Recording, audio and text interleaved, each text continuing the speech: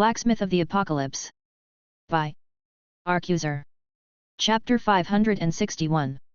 Second Dose. When Seth reached the laboratory, he found the door unlocked.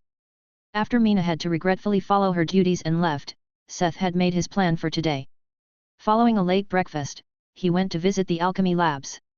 It had been a bunch of weeks already and the blacksmith thought it was time to drink his second serving of Allison's wonder potion. It was the first time he found the door unlocked and he couldn't help but enter. The sight stunned him a little.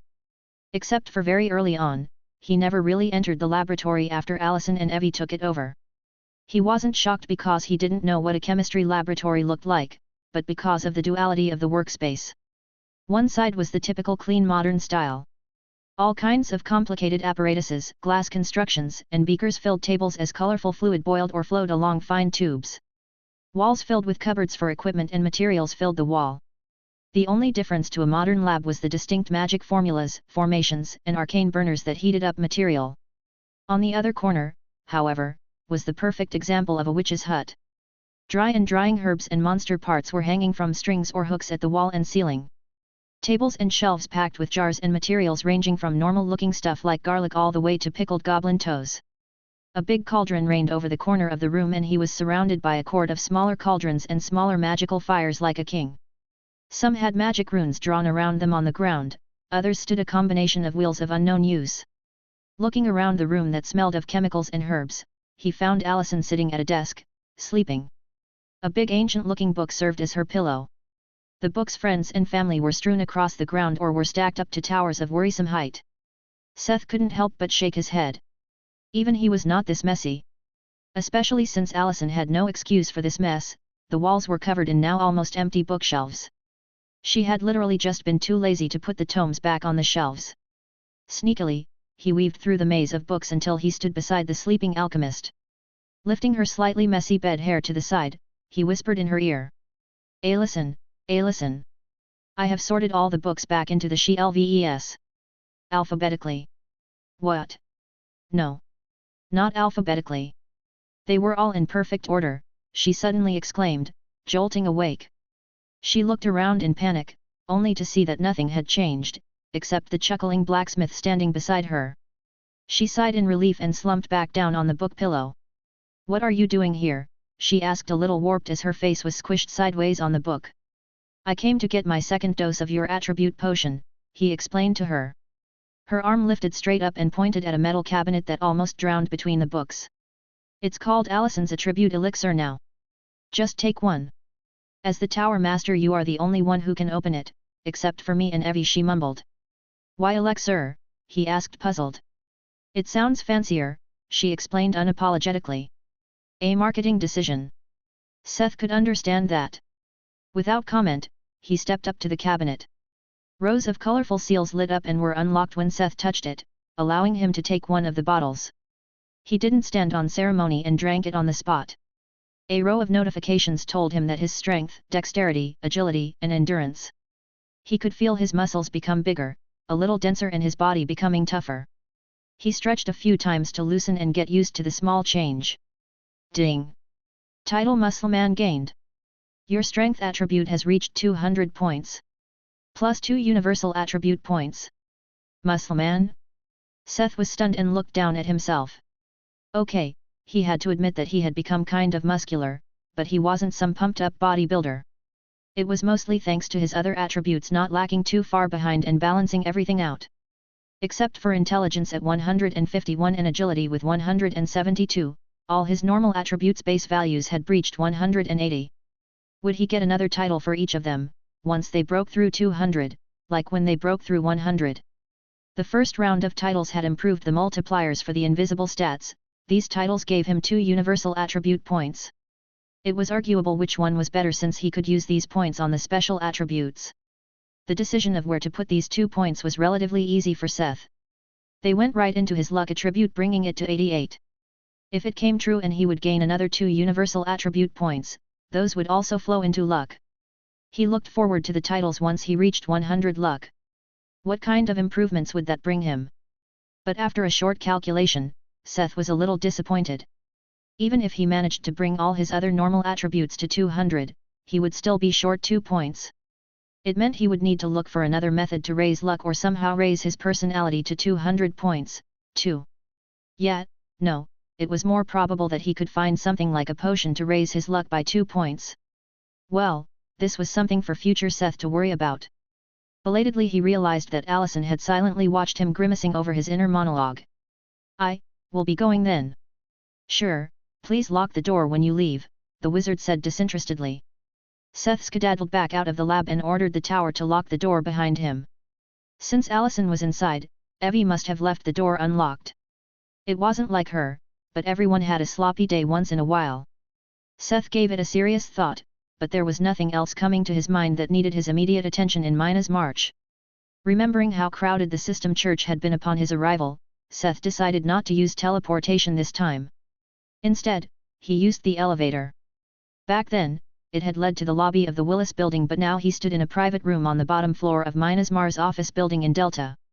The door to the elevator actually needed the Tower Master's authority or a ring of one of the Lords of Mina's March. Stepping out of the private room, he faced a grand lobby with the flair of an ancient temple. Although the construction of the building was not complete, the lobby had been finished first. Columns and mighty statues lined the walls. Although Seth had not been involved with the architectural design, the depictions of blacksmiths took the main stage.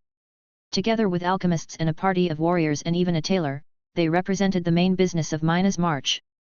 Taking a deep breath, it, unfortunately, didn't smell of power and grandeur, but of freshly finished construction work. Even if it looked awe-inspiring and ancient, it was still a freshly built lobby. Just like Mina's Mar was still a young business, even though they built it on ancient foundations. Seth stepped out into the sun and enjoyed the view. He couldn't get used to the scene of islands floating above Delta. This was another thing he didn't want to deal with but would probably have to in the future. After all, it was Alzalsar who put the mountains in the sky, so it was kind of their responsibility to make sure there were no negative impacts.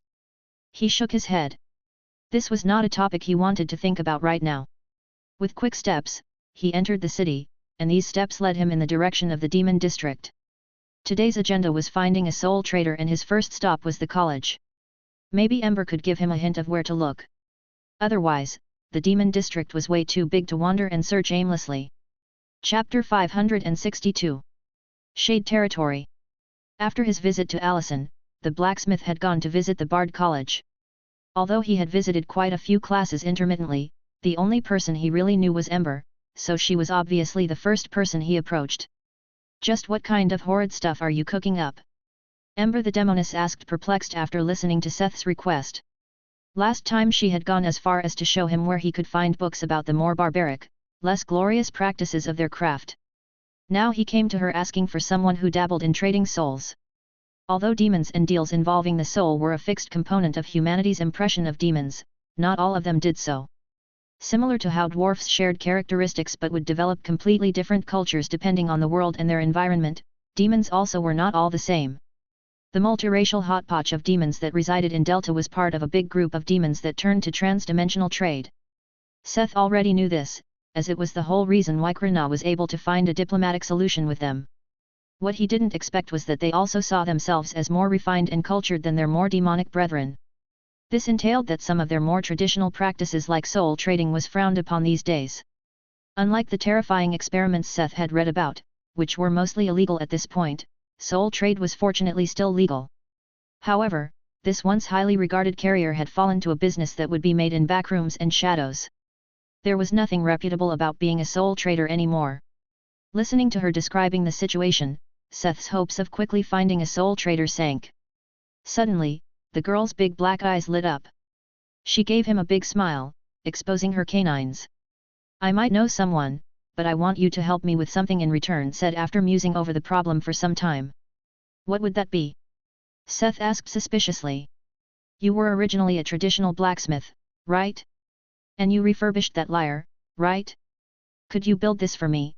she asked excitedly and shoved a blueprint in his face. What she shoved in his face was a drawn blueprint of something akin to a modern flute. The design was part mechanic and part arcane technology. It was long and had flaps similar to a modern instrument, but the mechanical parts seemed to be substituted by special enchantments, similar to those used on a golem. The blacksmith quickly understood why she asked him about being a blacksmith, as these were traditional engravings for enchantments. As a demonic bard, she lacked the skills to properly replicate it. Not to mention that she focused on the musical part of her class and probably couldn't even craft the body. His instrument maker skill helped him quickly understand the blueprint.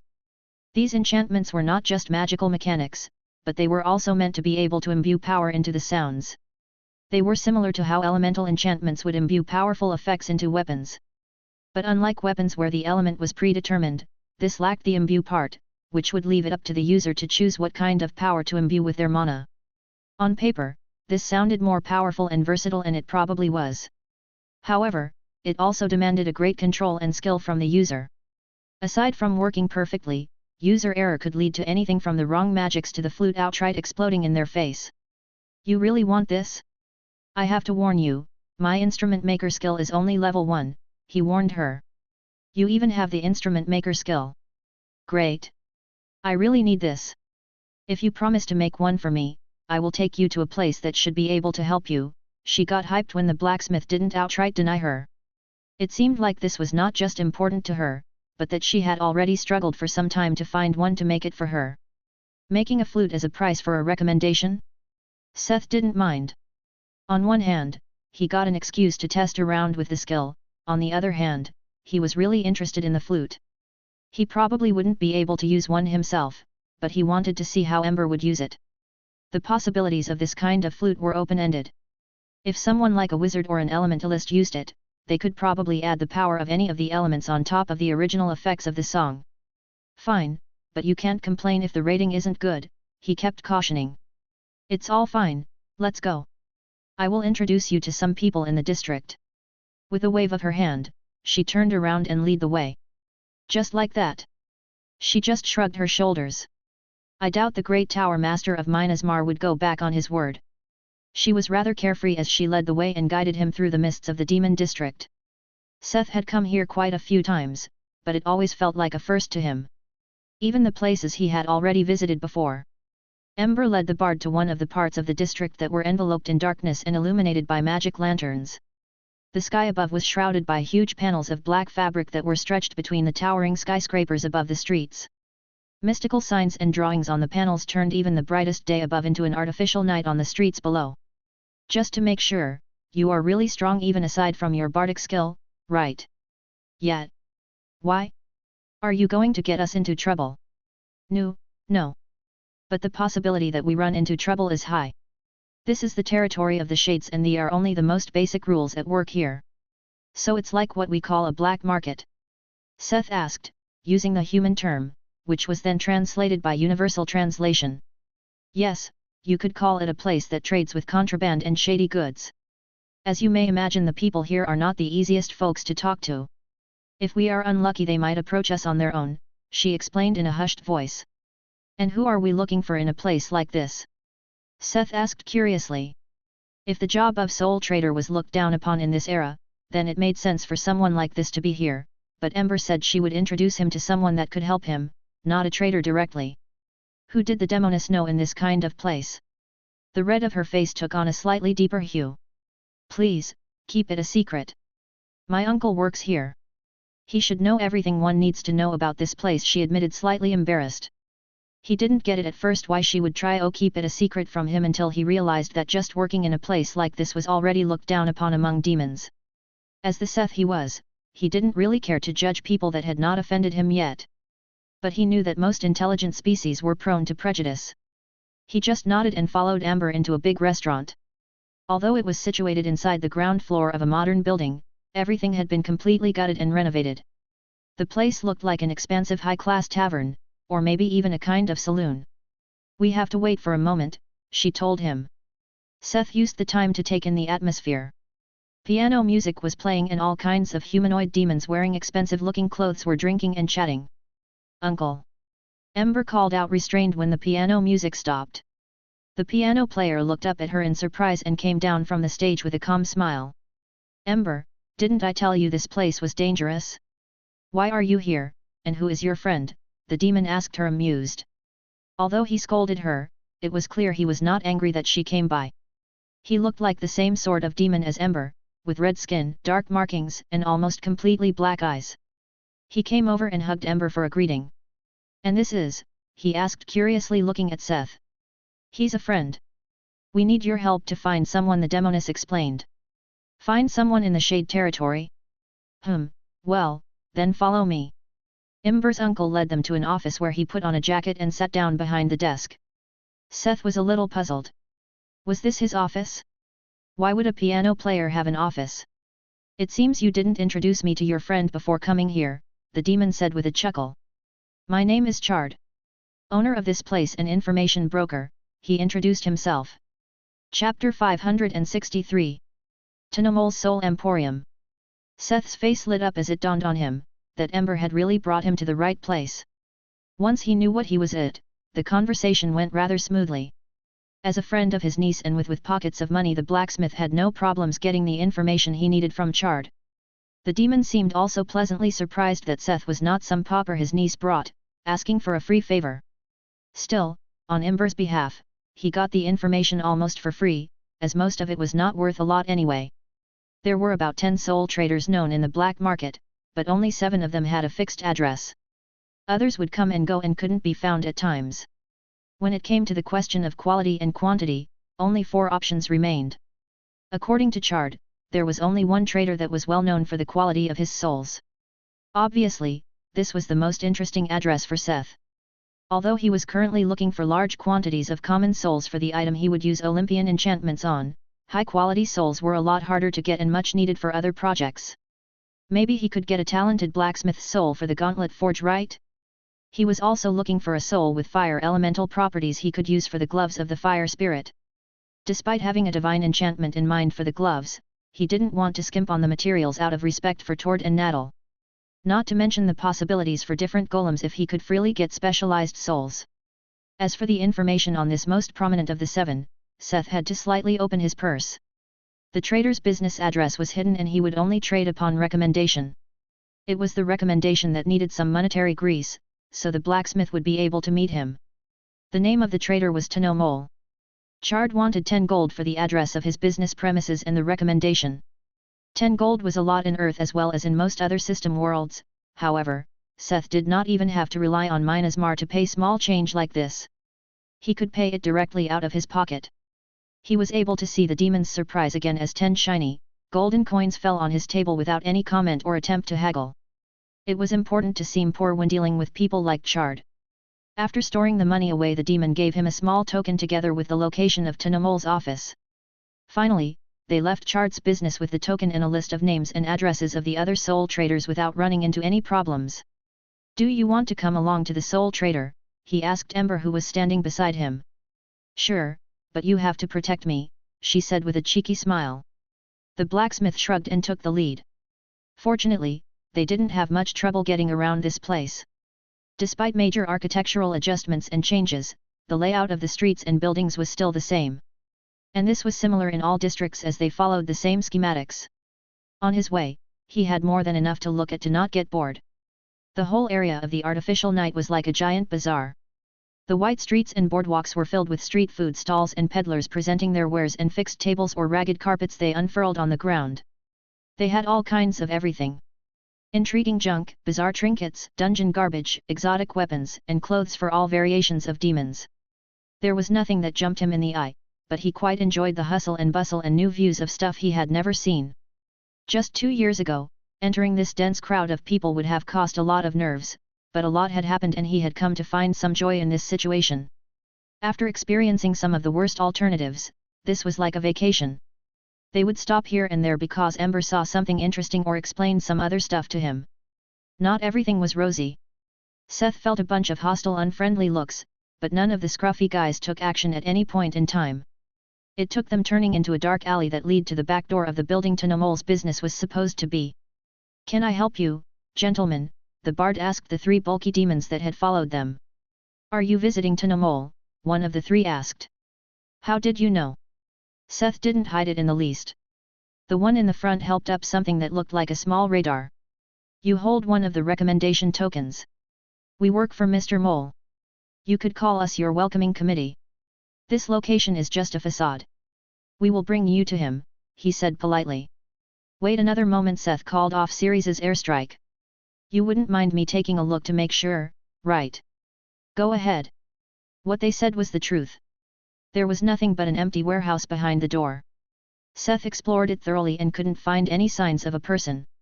Okay, lead the way. The henchman at the helm nodded and took the lead. They didn't go far. Just going around the building to the other side. In an alley looking almost the same, except for the smelly garbage in the corner, was a door almost the same as the other, but there was a little square beside it. What were they doing? This was still the same building. He had thoroughly looked around, there was nothing inside. What would using a different door change? Please place the token on the square. Following his instruction, Seth places the coin in the square, which immediately lit up. There was a click from the door, that showed it was unlocked. The door slowly swung open on its own. This time there was no empty dark warehouse inside. Golden light flooded the alley and the open door revealed a vast, well-lit room inside. The light came from floating, golden spheres illuminating the room. Seth's eyes shone as they stepped into the shop. Tanol's store was filled with heaps of things that looked like wicker bottles. Hanging from the ceiling were crystal balls held in wicker, and on shelves stood bell jars that looked like wicker cages. Inside these exotic constructions floated small balls of light like fireflies. At first glance, Seth understood that the fireflies were souls, and apparently these glass containers were devices that could allow normal people to see them, as proven by Amber's looks of wonder as she entered beside him. He doubted she would look around like that if all she saw was a room full of empty bottles and glass items. Seth had not yet visited any other soul trader, so he didn't know whether this was customer service or a common practice among soul traders. The blacksmith couldn't imagine that these things that allowed ordinary people to see souls were cheap. And the souls weren't either. The items floating inside the crystal balls were rare souls of differing sizes, while the bell jars were filled with big souls of various ratings. This felt like he came to the right place. Souls below rare or smaller than big were not even on display here. He had to consciously ignore all the information that rushed into his head because he was about to instinctively rob the place. At the counter stood a ram with 4 horns. Or a ram demon. It had an eccentric beard that was split under the chin and with the halves standing off at a 45 degrees angle. With 2 of the 4 horns standing straight up at a similar angle and its long ears standing off horizontally, its head looked like a 6-pronged star. Welcome to Tanol's Soul Emporium. I am Tanol, the owner and operator of Tanol's Soul Emporium. How may I help you?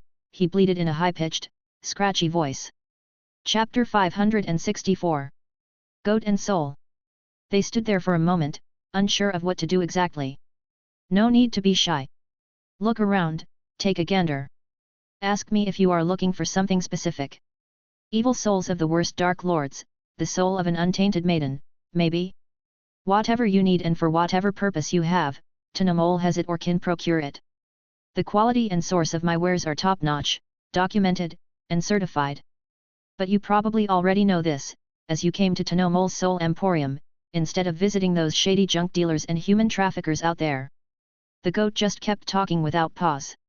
It obviously liked hearing itself talk, and Seth couldn't help to admit that it had an ounce of charisma that made others want to listen to its gibberish. Since it liked to talk, the bard thought it was a good chance to collect information on the business. Shady junk dealers and human traffickers, what do you mean by this? I'm new to this business. And you directly came to the best. A wise choice. You are a human, so you probably heard of all kinds of awful stories about humans making a deal with the devil, getting more than they bargained for, and unfairly losing their souls. Well, all of them are true. I personally judge these kinds of practices. They are the reason our once highly acclaimed craft has fallen to the point that I can only do business in this kind of place, he said with a tragic sigh. You see, here at Tanol's Soul Emporium, I put a lot of emphasis on letting the customer know where their souls came from. None of these come from unfair contracts. Nobody was killed or cheated to lose their souls. Tanol kept actively gesticulating to accentuate his speech. He directly touched on a topic Seth had been a little worried about. Technically, he could go around and slay all kinds of people for their souls, but he didn't do it because he thought this was too high a price. Now, he also didn't want to support a business that simply did it in his stead. What would be the point of that? But if every soul in the shop came from a fair contract, this brought up another question. Then, if I wanted a huge quantity of small or medium common souls, how would you source it? Is that what you need? No problem at all. We have partnered with many slaughterhouses and monster farms across the Pathworks. With Tanol's patented soul gathering formation, we collect souls where death is already prevalent. Instead of wasting them on some god of the underworld, they become a byproduct of an already established business, the goat explained fervently. The blacksmith was still skeptical, but it sounded convincing.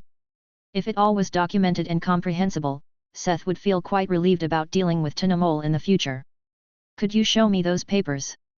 Of course, the goat said enthusiastically and brought a stack of papers. Despite his gut telling him to trust the goat, and Seth was pretty sure he was not put under a spell, he still wanted to check and made sure. While Seth was doing business stuff for his conscience, Ember was wandering around the shop and staring at the little soul blobs floating in the glass containers. And what would these cost? Seth asked after checking the magic documents. If these were just paper, the bard would not have been convinced. However, all of them were magic contracts and treatises. This didn't just mean that the parties of the contracts had to abide, but it was also easy for third parties to ascertain the legitimacy. All of it was, of course, for naught, if there was not also a magic pledge of Tanol towards his customers. When it came to demons, one had to be thorough. Whether it was about catching their schemes or them trying to prove that they were honest, both were hard. In system currency, the usual asking price for a small common soul is 30 copper. A medium soul would be 3 silver per piece. However, we can give a discount for small souls if you buy in large quantities. Tanol explained readily. Seth did his best not to show his surprise. This was dirt cheap, compared to the hardships he had gone through to get souls. This was the difference between an amateur and a professional. At least in the matter of collecting souls. A single gold coin could get him about 30 medium souls, or roughly 300 small ones. With this price, it would even become feasible to start equipping all the people of Minas Mar with soul armaments. Maybe even selling some smaller trinkets with souls in them to the public. How much discount are we talking about? He asked seriously. If you buy more than 500, I will sell you the small ones for 25 copper, the goat answered concisely. Decisively, Seth put down 2 stacks of 10 gold coins each. Then give me 2,000 small common ones and 500 medium ones, for the start. The goat seemed petrified as it stared at the 20 golden coins on its counter. Seth wondered whether Tanol short-circuited or regretted not asking a higher price. However, soon a little glint appeared in the horizontal goat eyes. That's quite a lot to buy in one go, even if they are just low-level goods. Even if you say this is your first time in the business, could it be that you already do something with a high demand for souls? Like, your equipment for example, the trader guessed. Good guess. I indeed need the souls to make items like the ones I am currently wearing. The blacksmith saw no reason to hide this fact, as it was clear that Tanol already had a way to know about the traits of his items. Once Seth admitted it, the eyes of the demon widened in wonder and maybe a hint of hope. Seth couldn't quite read the goat expressions. A blacksmith who can so perfectly meld a soul into an object. This is the first time I meet someone like this. It's an honor for me to be able to meet a man of such talent, the goat suddenly said and bowed to him. When Seth asked how he knew, Tanol explained that as a specialized soul trader he was able to see a soul's glow on items that had souls attached to them or were possessed by souls. Seth's armor was very special, as it had a glow very similar to a living person, which was probably thanks to the process of using the waters of Styx to ultimately bind the soul to its new body. If it is like this, wouldn't buying special souls benefit your craft more? The demon asked, curious about the reason Seth bought only low-tier common merchandise. Seth chuckled. Didn't I say this was only the start? I need the common souls for something specific and as stock. I was going to look for something more special afterward. Tanol played with both his hands on his beard as he seemed to ponder something. Then why don't we wait with the final billing until you chose all your items and I will make you a bundle price since this is your first purchase, the demon suggested courteously. Seth just wanted. They suddenly heard someone call from somewhere on the second floor. What are those souls? Ember asked curiously. Tanol looked up, obviously surprised how Ember even got to the second floor, but didn't seem too concerned. Shall we take a look at what your company came across? The goat suggested and led the way to the second floor. The second floor was not too different from the first floor, except for a slight jump in quality. The goat cocked his head when he saw Ember in front of a locked showcase with rows of crystal ball containers inside. The trader's ears twitched when he saw the demoness fiddling with the showcase. Please don't play around with those, they are sensitive. His eyebrows jumped up when Seth looked at the cabinet. Almost all souls inside the cabinet were epic, with many being ego souls. But the really surprising thing was that they all fell in the same category as the vengeful soul. They were all something like longing souls, hateful souls, or even malicious souls. They all had some kind of identifier with a strong attachment or motivation. This is quite the sinister-looking shelf. Where do these kinds of souls come from? He asked as Ember took a step back from the showcase. They are the souls of undead we harvested across many worlds. Before you ask, anything above the first floor is restricted and cannot be bought with just money, he explained. That explained the cabinet full of terrifying souls. Anyway, shall we get back to business? Chapter 565. Obsessive Forger. Seth looked at the goat for a while. It was clear that the goat had no intention to give him these lost souls for something like equipment crafting. He finally nodded.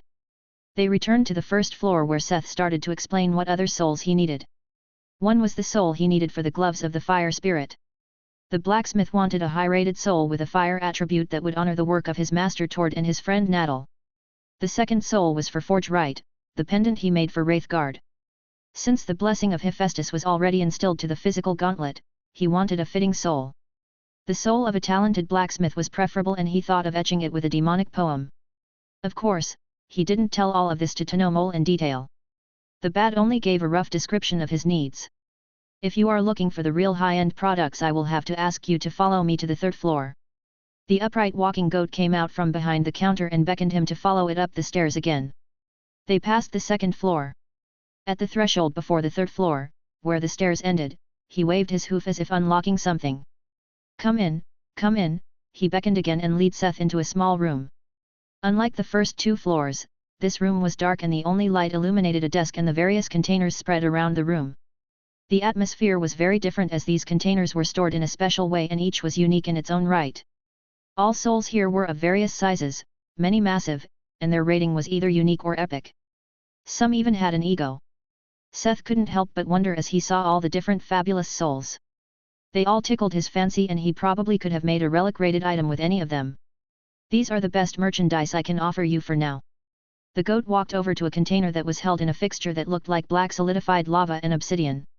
You asked for a soul closely related to fire. This would be the best I can offer you, the soul of a lesser fire titan.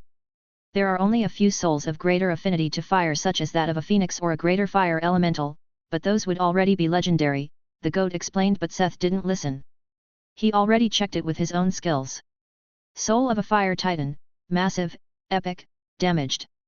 The soul of a fire kin comparable to an elemental. Unknown magic has damaged the soul before its death. Even damaged, the soul was tremendous. Maybe he could fix it. If he infused some more souls and refined it with soul forging, it might definitely be able to develop an ego in the future. Although he suspected that it wouldn't matter in the end since he was going to use an Olympian enchantment on it, Seth clung to the small hope that he could get a synergy if he used a fitting soul. After all, he didn't yet have a lot of experience with the interaction between a soul's nature and the divine enchantments. Maybe, if this worked, he could get a soul that fit the enchantments better and reforge his soul armament setup. Or maybe it was enough if he infused fitting souls into the armaments. Before he thought about this any further, he wanted to finish his physical loadout. In that regard, the gloves could also be seen as a test. If it seemed like the nature of the soul had a good effect, he would think about getting souls fitting the enchantments he planned for the scorpion armor. These thoughts shot through his head, as he stared at the soul container Tanol had brought to the table. This should be sufficient. What would be the condition for the trade? Seth had not forgotten what the goat had said earlier. The things above the second floor could not be bought with money alone. He guessed that he would either have to barter or fulfill specific conditions to purchase them. How about we talk about those after I showed you the second soul, the goat said craftily and walked to a pedestal. The crystal contained had the shape of a glass tear and was held in a crudely forged rhomboid cage made of iron. Tanol lifted the upper pyramid that made up half of the cage and put the tear-shaped container on the desk. Soul of the obsessive forger, epic, big, ego. Even when his muscles rotted and his forge turned cold, his hammer never stopped. The soul of a blacksmith who refused death and kept forging without ever finishing his last work. Holds a fervent desire to create and retain all of his crafting knowledge at the cost of his personal memory. My God, you are truly an expert. Where did you get such a soul? Seth exclaimed awed. It's not a big secret. Like the souls you saw on the second floor, this is the soul of an undead blacksmith. This non-seller this premium good is a hard-to-come-by commodity. You are fortunate that nobody else has snatched it, Yet, the soul trader pitched it. Seth didn't care whether it was a non-seller or a premium good. He wanted this soul. Forget the gloves, maybe he could make a second Cerberus. Save the sales talk, tell me the price. As I mentioned, anything above the second floor can't be bought with just money. Some souls can only be exchanged for specific materials and others ask for special conditions. For these souls harvested from the undead, it's that you have to convince the ego or swear that you won't mistreat them. A person has to suffer a lot during their lifetime to turn into an undead and even retain their ego. I can't let them suffer even more after their death, the goat said, surprisingly genuine. This means, the first condition will be that this soul has to accept you. As for the second condition, the goat seemed slightly insecure for a moment before it continued talking about the price. I need your help with something, finally came out with it. Pray tell.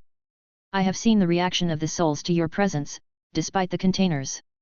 As someone with unfathomable skills to craft souls into armor, you must also have a powerful skill to deal with souls, correct? Seth only nodded and prompted him to continue. It's like this. Some of my employees ran into trouble inside a ruin here on Earth. They are still new to the job and may have bitten off more than they can chew. As long as you can help them, and this soul accepts you, I will give them to you for free. Seth cocked his head. He would get the 2 souls for a favor? What about the discount on my previous purchase? For a moment Tanol seemed to struggle as if there was something stuck in his throat. 50% discount. I will give them to you for 7 gold and 50 silver. Tell me first what exactly happened. Then I will decide. Seth didn't mind doing the goat a favor if it wasn't too big of a deal. If he could have a good relationship with the goat for some labor, there was nothing wrong with it. Of course, I just hope you could keep it a secret, as it is a little embarrassing. The trader explained that these employees were actually young locals. In every new world, he would pick up a few locals and teach them his skills and practices. This way he had built up a huge net of contacts over the past centuries. Humans are the hardest to deal with, he sighed. Apparently, the group he picked up was still quite young and inexperienced. For a reason, the demon couldn't understand they were stubbornly trying to prove themselves, even though they had learned for barely a year. The group of 4 had taken one of his cars and ran off after a routine job. They had heard about a town not far from Delta, where some especially strong undead could be found, and went there to show him their skills. They had entered an ancient manor. The only reason the goat knew about this, was that one managed to get out of the structure, however, the other 3 were still inside. It had been several days, but the people he sent had not balled him back. When Mole saw Seth enter and the kind of influence he had on the souls in the shop, he finally held some hope to find out what happened. He wasn't sure whether any of his people were still alive, but he didn't have anyone to send left. Seth was his only chance.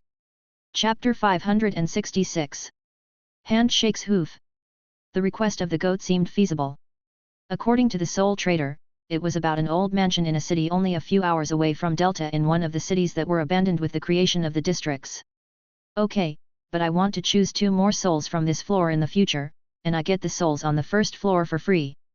If everything went well, it was barely a day trip for Seth. However, since the danger was actually unknown and the merchant had shown how important this was to him, he obviously had to raise the price. The demon paled as if the thought of giving him more free stuff gave him physical pain. He fought with himself, gurgled, and wheezed before he finally agreed. They shook hands to finish the deal. Well, a hand shook a hoof. I will pack up the Titan soul for you, however, the condition still counts for the soul of the blacksmith. You have to convince it to follow you before I can give it to you, the goat said with a smug smile. Even though it agreed, it didn't mean that the souls Seth wanted would also agree to go with him. Their deal was done, but if the soul didn't agree to follow the customer he could still keep it.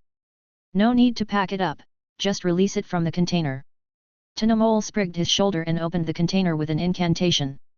He wasn't surprised when the soul simply floated over to Seth where it vanished in his soul space.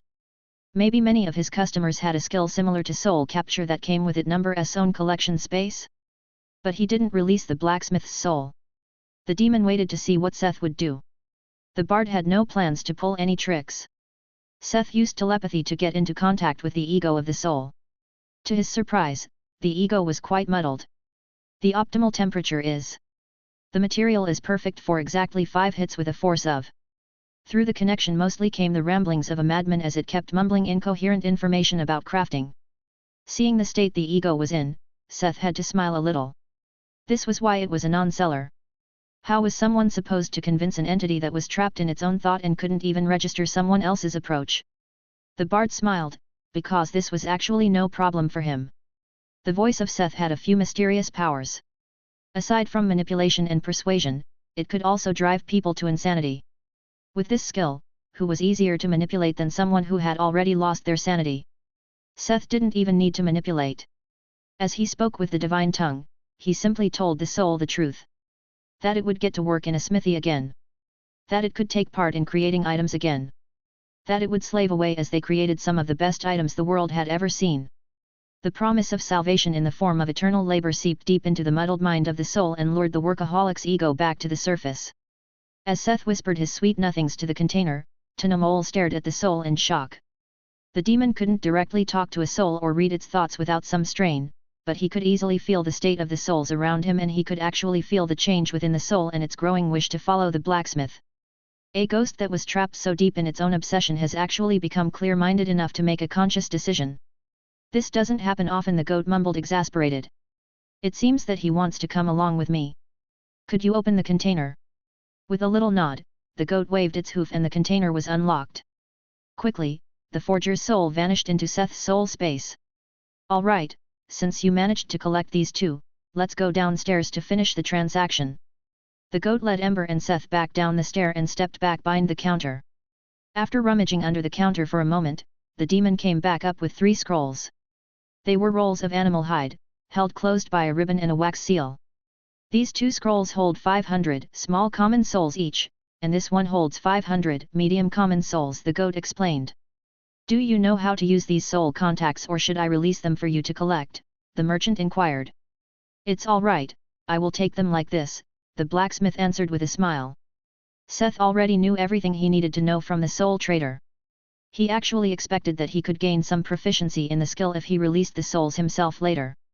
Excitedly he put the skills in his inventory. Although he had not absorbed them yet, he was all giddy as these were the most souls he ever owned at one time, and he could buy even more whenever he wanted. Not to forget that he also had 2 really special souls already in his soul space.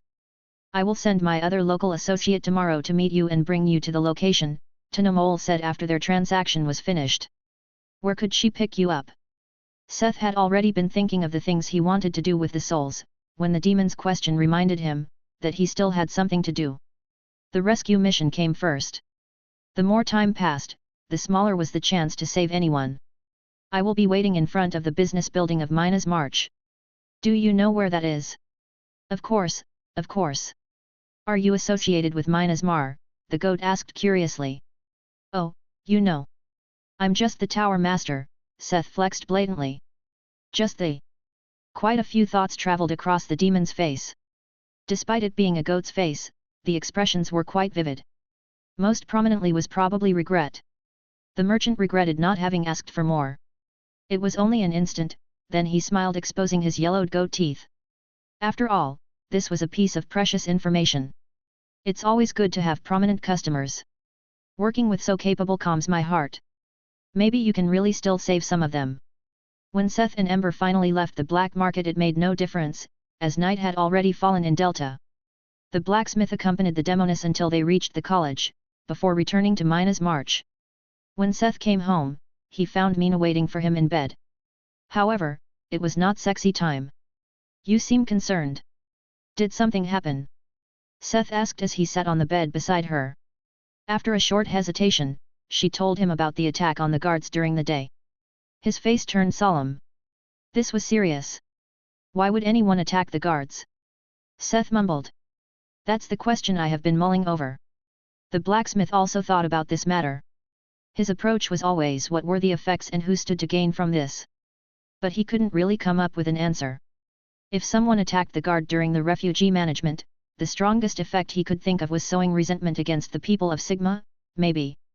But would someone really attack and kill people in this manner, just to rally people? There were also the attacker themselves. Mina had told them that they had some kind of invisibility cloak, but it stopped working after their death and it didn't work for anyone else who tried. Seth had no idea who could make such equipment. The best tailor he knew was Nico Booz, but he definitely couldn't make such clothes. He was occupied with training his skills using puffles as various threads. He finally shrugged. They would not find a solution while sitting in bed, it was better to get some sleep. Although Seth was slightly concerned about the incident, it didn't seem like it would be able to harm the people he cared about. Let's stop thinking about this and sleep. I will have to go on a short trip tomorrow. A quest? The beast woman asked surprised. Nah, just a business trip. Good night. Sleep tight. Chapter 567. A test. Please come in. I'm Sandra Irving, Mr. Mole's employee. I will accompany you on this trip, she introduced herself emotionless. The associate Tanol spoke of arriving in a long black limousine at their agreed meeting place. When Seth looked inside, he found a serious-looking office lady. She wore a business suit, and small black-rimmed glasses, and her hair was in a tight bun.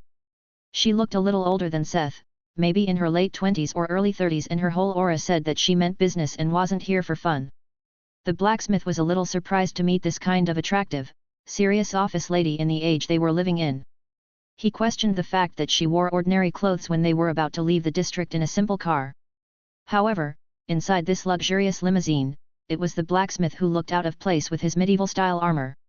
As if anticipating Seth's questions, the lady spoke up. The car is modified by Mr. Mole's experts. Even if we meet monsters on the way, they won't pose a danger, she said seriously and concisely. I see, he simply answered. She didn't seem very talkative, so Seth didn't even try to strike up a conversation as the car took the course at the outskirts of Delta. Soon they left the district border behind them and entered the roads in the wilderness.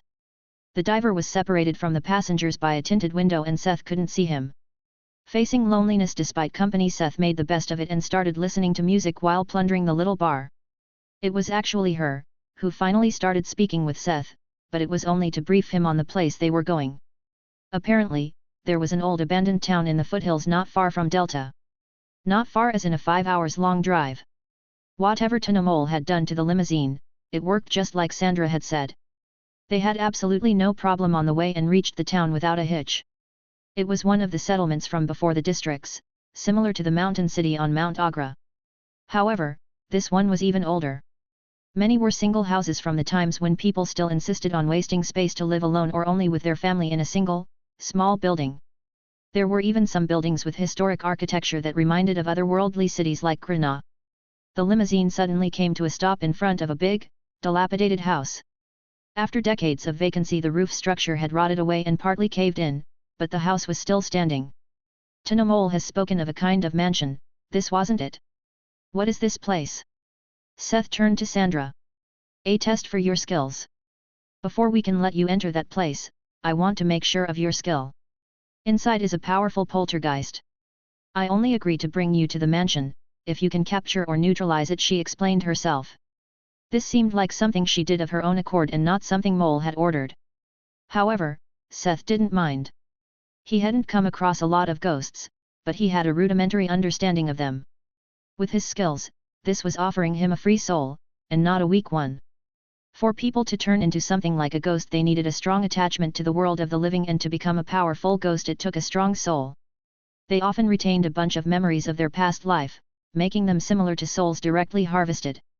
Seth stepped out of the limousine and stretched a little before passing the dilapidated fence and walking toward the house. The front door had long fallen out of its frame and Seth only had to step over it to enter. The air inside was damp and smelled of rotten wood and mold. Disintegrating parts of furniture covered the ground. This didn't quite look as if it was just abandoned. At some point, someone had come and demolished this place, and it had a long time since then. He could feel that the atmosphere inside was loaded with mana. Similar to his soul armament, many stationary ghosts had a kind of medium they were attached to. It helped them stay in this world and allowed them to use their power. Using the senses given to him by soul capture, the bard tried to locate this medium. Carefully he walked up the stairs to the second floor. The atmosphere became more ominous, as if trying to apply pressure on him. If he wasn't constantly working with souls and the incorporeal, Seth might have been frightened by the situation. The most terrifying about ghosts, even to adventurers who mastered magic, was the unknown and the apparent powerlessness in many cases.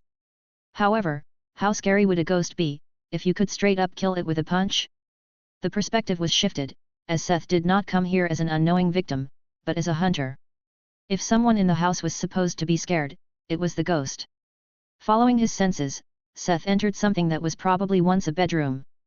The situation immediately changed as things started flying at him. With his level, stats, and armor, there was nothing these miscellaneous goods could do to him. Even the letter opener that came flying at him posed no threat. It was like a child throwing squishy toys at an adult. The item he finally found was a yellowed letter inside a crumbling drawer. From the few words he could still read, it was a love letter. It had the aura of a soul, but the soul did not inhabit it. The moment he touched it, the air became even heavier. He could feel his lucky trinket heat up a little, which meant that the curse resistance Alan enchanted the ring with at work. A poltergeist that was able to curse? Seth wasn't educated enough on this matter to tell whether this was a normal occurrence or out of the ordinary. The problem was, that the letter hindered Seth from finding the actual vessel where the soul resided. This would really enrage it, but this was the only way. Seth used a little spark to ignite the letter and turn it into fleeting ashes in a matter of milliseconds. A ghostly wail shook the ramshackle house and Seth hurriedly ran out. He wasn't interested in being buried under rotten wood and stone. The scream was even louder outside. Huge amounts of mana pooled together in front of the house and caused a storm. "What did you do?" Sandra screamed, holding her ears. In shock, she looked to the left, where the dead tree in the front yard of the house suddenly started moving. The desiccated branches grasped a bunch of rusty chains that may have been a swing once, as the rotten roots freed themselves from the earth. Ragged tree holes formed an expression of great anger and despair as the tree joined in with the ghostly wail and attempted to attack the two people in front of the house. This would have been a terrifying scene, before the apocalypse. The ghost was only able to act to such an extent thanks to the mana saturation of the pathworks, but it wasn't the only one benefiting. Even if it wasn't Seth, it would not have been able to be a big threat to a high-level adventurer. A pale blue fireball hit the terrifying undead tree straight in the face. As the flame spread, it turned the tree into ash almost instantly. It didn't even stop at the tree, but the fire even melted the steel chains it wanted to use as weapons. Sandra could only stare in shock, as the possessed tree simply fell apart and turned to ashes without being able to resist. "Is it over?" she asked, not quite grasping the situation. She could fathom that these were some extraordinary flames, but she didn't quite know what was going on. This had been outside of her information and she couldn't judge whether this had killed the ghost, or not. "Not quite," the blacksmith answered her and looked around with soul capture. Using this much power and without the distracting medium, it was easier for Seth to locate the source of the ghost, its vessel. He brought out his giant's rod and used the earth magic spell Dig Over. Originally, this was an agricultural spell that could dig over fields and have the stones and such surfaces, for people to collect them. With the amplification of the staff and his other items, the ground in the front yard rolled over in a 3-meter-high wave, like an earthen tsunami. What surfaced were not just stones, but also old skeletal remains. The bones were yellowish and there were still some long blonde hair attached to the skull. In its hand, it still grasped a small golden locket. Seth had equipped his wraith guard as he crouched down at the side of the skeleton. Usually, the blacksmith had an aversion to this kind of stuff and it still made him feel yucky to look at the skeleton. He had no problem with the clean bones he got from hunters, but he couldn't deal with these still juicy-looking things. However, it was different now. He looked at the bones with a serious expression as he could feel their tragic emotions. There was rage. Rage about the burned letter, rage about him intruding, rage about its death, but much deeper than the rage was a tragic yearning. "It's okay now. I will help you," he transmitted with telepathy. The Wraithguard grasped the hand that was holding the locket and the gauntlet's power enveloped the remains as Seth extracted the soul. Lover's soul, big, rare, crafting material. A soul that died a brutal death and couldn't go on because it yearned to meet its lover one last time. Proficient in curses and telekinesis. With the soul gone, the skeleton that had been preserved by the ghost power for centuries, crumbled to dust. Only the locket remained. Inside was the old picture of a young man in a curl of brown hair. "What did you do?" Sandra asked from the side.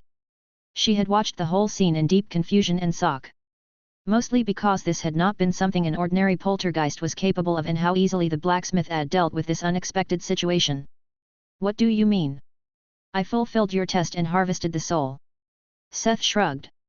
To him, there was nothing out of the ordinary. He did suspect that this was a slightly more dangerous ghost than a poltergeist.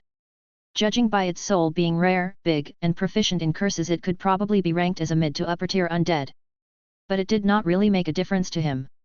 "Can we get to the real business now?" he asked Sandra, bringing her back to the present. "Ah, yes." She got back into the limousine and Seth followed. As the car started driving again, Seth looked over.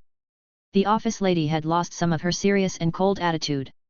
It seemed like he had managed to prove his skills and make a good impression on her. Chapter 568. Ghost Hug. The limousine returned to the road and drove through the empty ruins of the old city. Many houses that had long rotted and collapsed lined the road. After decades these should have looked worse, but the climate in this area had been quite dry, up until 2 years ago. Since the mountains now kept accumulating mana and growing colder, everything was frozen and covered in a thin layer of dust like snow. Seth saw this sad scene and felt almost nothing except some curiosity. This was a past, not even his parents had experienced, and one not many looked back on with nostalgia. Now monsters lived in these remnants of the past, but they didn't dare to leave the houses and approach the car driving by.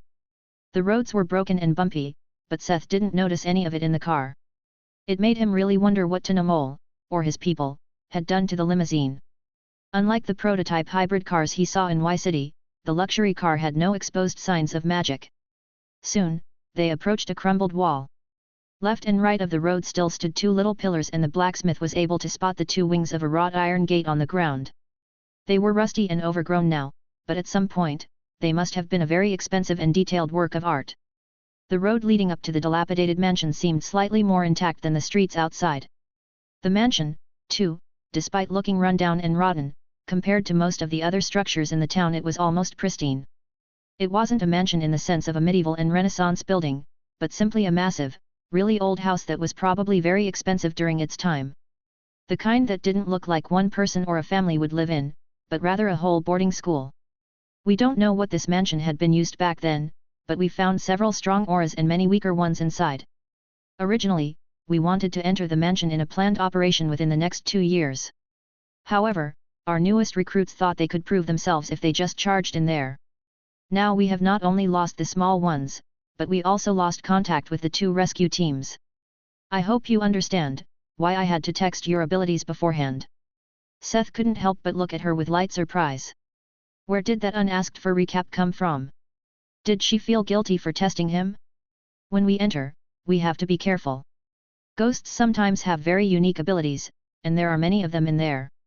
"You are also entering?" he asked. He had not thought she would also join in, but his surprise made way for understanding when she suddenly changed into an exotic priest outfit.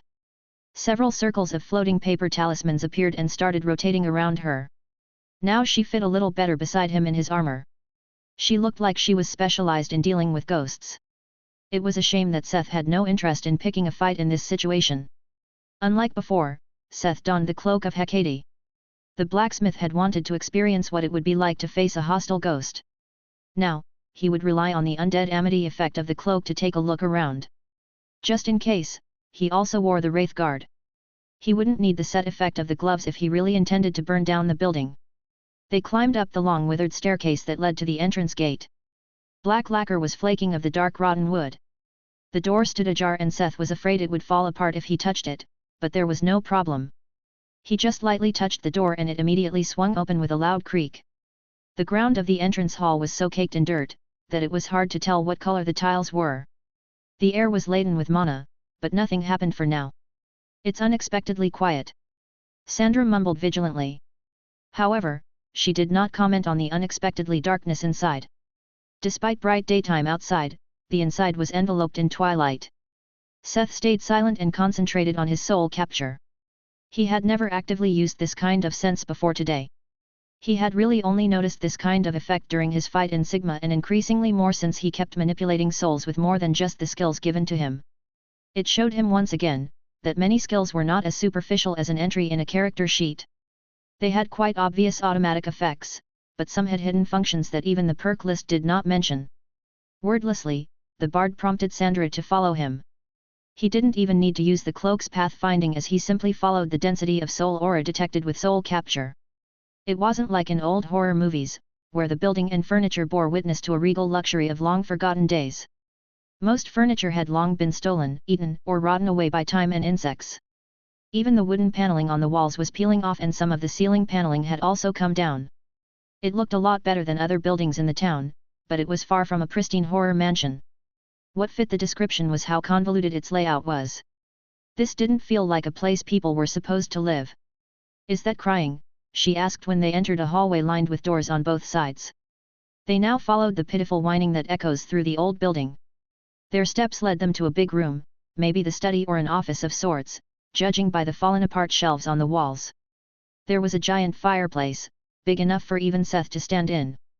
In front of it, on the crumbly floorboards, kneeled a handful of small ghosts. They were neither big, nor imposing, looking the children ranging between 7 to 10 years old. All of them suddenly turned their head toward the two. Seth expected some horror scenes and Sandra immediately took a battle-ready stance. However, they didn't attack. Big teary eyes looked towards them. Everyone froze for a moment before the smallest ghost, a small girl with a blonde bowl haircut, stumbled towards Seth. The blacksmith simply observed. He didn't think the little ghost could harm him, even if it tried. And then she stood right before him and hugged him. Looking up at him with her big eyes, she started crying. Her emotions of fear, sorrow, and despair were transferred to him, not in a negative way like an attack, but by pleading for help. Seth was not cold enough to not be moved. Unwittingly embraced the girl with Wraithguard. She could touch his cloak and he could touch her with the gauntlet. This might have been the first thing close to a hug the girl had experienced in decades. Was this the undead Amity, or would this child have acted the same if he did not wear the robe? Seeing the ghost children being not hostile, the exorcist lady beside him relaxed a little. These are not ordinary ghosts. They didn't stay out of their own will, but were bound to this place. Sandra explained after a short while. Seth nodded, he already had such an assumption. They were very light, even the spirit blacksmith almost could not see them, but there were almost invisible chains attached to the children. They were not unlike the soul threads that some existences used to create a kind of immortality. Just that these were not some thin threads but like forged chains. Forcefully created, artificial, man-made bonds. "Should I try to break these?" Seth asked the little girl. Her eyes became big, but she did not give him an answer. Taking it as a yes anyway, the blacksmith didn't draw a soul armament weapon. He simply dropped a small flame, a mere ember of soul fire onto the chain. He didn't dare to just sever the chain in one go, afraid to harm the ghost. Instead, he minutely controlled the strength of the ember as it slowly burned through the bindings.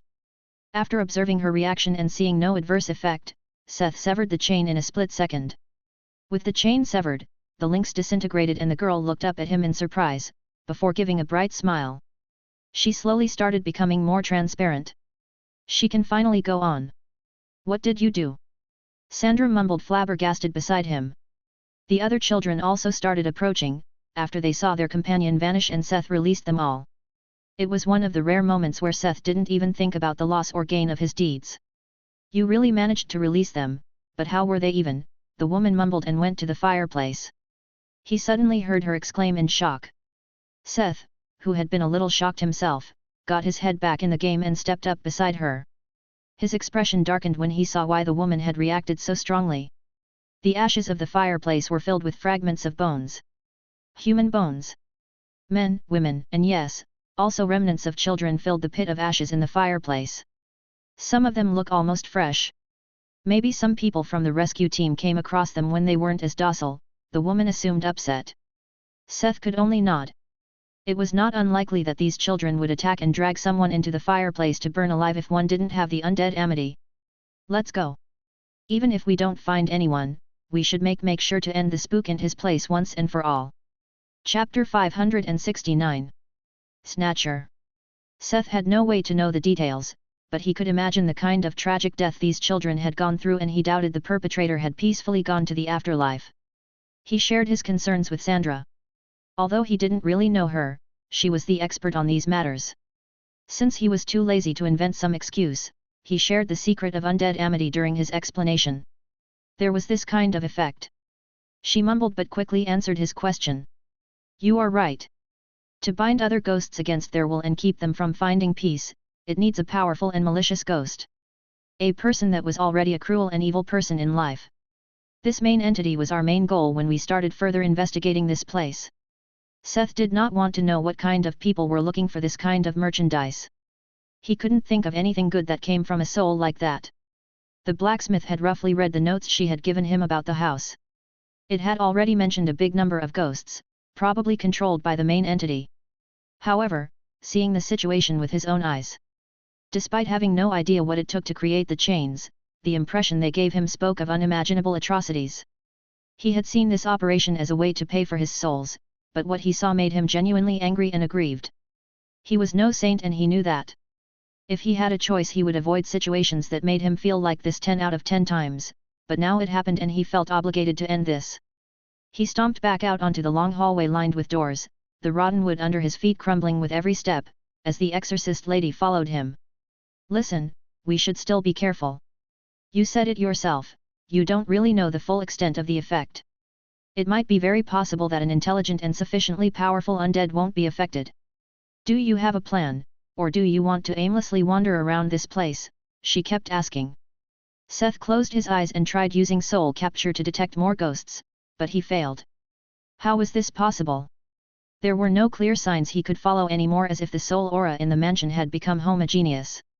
Could it be that their opponent had noticed what they did and reacted this quickly? Unwilling to show that his initial plan was foiled, he employed a tried and true method. "The plan is to meticulously check every door and every room we come across. We will save any survivor and free any ghost we come across until we find the big fat spider at the center of this net," Seth explained. There was no complicated thought behind the blacksmith's strategy.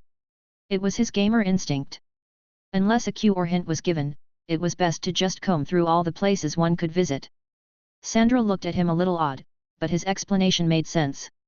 At least they would be sure about what places they had already checked. Seth checked the doors to the left and Sandra the doors to the right. "This one is blocked from the other side. I can't open it," Sandra lamented, pushing at the door to no effect. Seth only looked at her with some surprise before he came over and simply punched through the door. This was real life after all, not some computer game. Why would he be stopped by some rotten wood door? Hick! The fist blasting through the door prompted a hysteric scream from inside the room. Sandra and Seth looked at each other. This didn't sound like a ghost. A survivor, they has the same thought, and the blacksmith proceeded to rip the door from the frame. The room was like most of the other rooms, mostly empty. Most rooms only had some rotten remnants of old furniture and rusty scrap in them. This one had an additional figure whimpering in the corner. "No, please. I don't want to die. Please let me go. I can't take this anymore," he sobbed weakly. Hugging his knee, and crying, there was a boy, maybe 17 years old. He wore the black version of Sandra's outfit. His arms were resting on his knees and they could not see his face. The exorcist lady touched his arm and signaled him to stay at the door, while she approached the boy carefully. Seth did not stop her. The boy didn't give him the same feeling like the little girls, so he was probably not a ghost. "Jackson, it's okay now. We came to help get you. You have to calm down. You are safe now," she said calmly to comfort him. "Vice Captain," the boy paused his sobbing and looked up. Sandra jolted back and Seth grimaced at the sight. Jackson's eyes were only bloody cavities and someone had cut off his nose and lips. The blood on his face had already dried and the wounds had festered. Worse than the sight were the implications. With the augmentation of the system, these kinds of wounds would heal over time. Maybe he wouldn't regenerate his eyes and his nose without some healing magic, but there was no way they would reach such a state. Not to mention that Jackson was of the same class as Sandra and would probably know some healing magic or have some potions. This meant that whatever had injured him, applied a kind of curse or magic that hindered the healing of the wounds. This had become one of the most frightening powers in a day and age, where almost all ordinary injuries like cuts and bruises would vanish in a day or two. And a cleric could heal almost any malady. "Vice Captain. My eyes, my. He gave up trying to speak as he could hard pronounce words without his lips. Despairing, he went back to crying bloody tears. "It's okay, Jackson. We will get you out of here and fix you up." When she tried to touch his shoulder, a hand suddenly stopped her. Seth had grabbed her wrist to stop her from touching the boy. "Who is there? Is there someone else?" the boy asked, alarmed by the second set of steps. Seth had stepped her because he felt something with soul capture the moment Sandra approached Jackson. It seemed like the method to hide these ghosts stopped working when they started taking action. The blacksmith signaled her to be silent. He didn't fully know where the ghost was hiding, but it was clear Jackson was a bait. Since the situation started to change when she tried to touch him, Seth did so in her stead. Jackson suddenly tried to jump up and run away, when it was not the soft hand of a motherly figure that touched his shoulder, but the strong grip of a cold gauntlet. No matter how much he struggled, the wraith guard had closed on his shoulder like a vice and he couldn't get away. "What are you doing?" Sandra exclaimed, unclear who she was talking to. "I see now. There you are." With Jackson in his hand, under the influence of wraith guard, he could see the state of the boy's soul. The next moment Seth shoved the young boy away, but as the boy fell to the side, another silhouette stayed in the tight grasp of his gauntlet. On the other side, Sandra caught the unconscious Jackson before he fell to the ground. Under the mysterious power of his item, it was unable to get out of his grasp, much less use its powers as a ghost. It was a vicious-looking ghost, like a shrunken and desiccated old man or a gremlin. It had been hugging the boy's soul and controlling his actions. "This has to be one of those other existences you spoke about," Seth concluded, talking to Sandra. "Probably. It might be the ghost of someone that helped the main entity or was lured here by it." The blacksmith nodded. The ghost was ugly and evil and didn't invoke any pity in Seth, which meant that its soul was quickly added to his collection. Snatcher's soul, big, uncommon. The soul of a man filled with a greed for power and control during his life. The description didn't even mention any talents or anything. For now, he just put it away, he was sure there would be a use for it in the future. Let's bring the boy out and continue. Chapter 570. The ballroom. On their way back, the house finally showed some supernatural activity. Doors closed and the paths kept changing, trying to trap them inside. But the house had not taken into account the era it was currently. Without a care, Seth simply kept going straight, blasting through doors and walls. Although they were more durable than their aged looks could justify, they lacked behind the strength of the blacksmith. They blasted their way through until Seth found a wall with a window and burned a hole to the outside. Once outside, they quickly found the limousine and left Jackson with the ominous driver. By the time they returned, no damage could be seen. "Are you sure this place is not a dungeon?" Seth asked, seeing all the damage having vanished. "It wasn't when we investigated the place before." "Then, maybe it's in the middle of becoming one." Seth couldn't help but suspect something along these lines. Dungeons were usually indestructible, however, it often came down to the specialties of the dungeons themselves. However, he was sure if this was a full dungeon, he would not have been able to blast through the place so easily. With the way the place tried to stop them from getting Jackson out, the blacksmith did not think the dungeon let them blast through on purpose. This meant it probably was not yet completely transformed into a dungeon. "We should hurry and clear the place. It could become a lot harder if I'm right and this becomes a dungeon." She nodded and they quickened their steps. Seeing how the place could simply change, they couldn't rely on gamer strats. They needed another way to break through to the core of this place. Seth was a little apprehensive to burn down the whole place, as it meant that the bound victims would die the same way the evildoers would. "Can't you do something to locate the big entity? If the exorcist lady could find the main perpetrator, they could free the victims and end the spook in this place a lot quicker." However, Sandra shook her head. "I'm sorry, but with how thick the aura of the dead became here, my rituals won't work," she explained apologetically. She had the same problem as Seth. Usually ghosts are more aggressive and we have little problems finding them. Hearing her mumble gave Seth an idea. Currently, the ghosts were in hiding most likely because their leader is afraid of them, well mostly of Seth, the door-smashing, ghost-freeing brute. Before they were friendly thanks to the cloak. Now, what if? After leaving the mansion again, Sandra moved on her own, while Seth stayed in the car. The atmosphere of the lobby completely changed when she entered alone. A cold shiver ran down her spine and her hair rose immediately. She could see her breath and feel malicious gazes observing her. Just like the man had said. This ghost feared the strong and bullied the weak. She could feel the presence of different ghosts in the vicinity. Whoever was in control had let their guard down, without Seth by her side. The exorcist hurried to set up the ritual.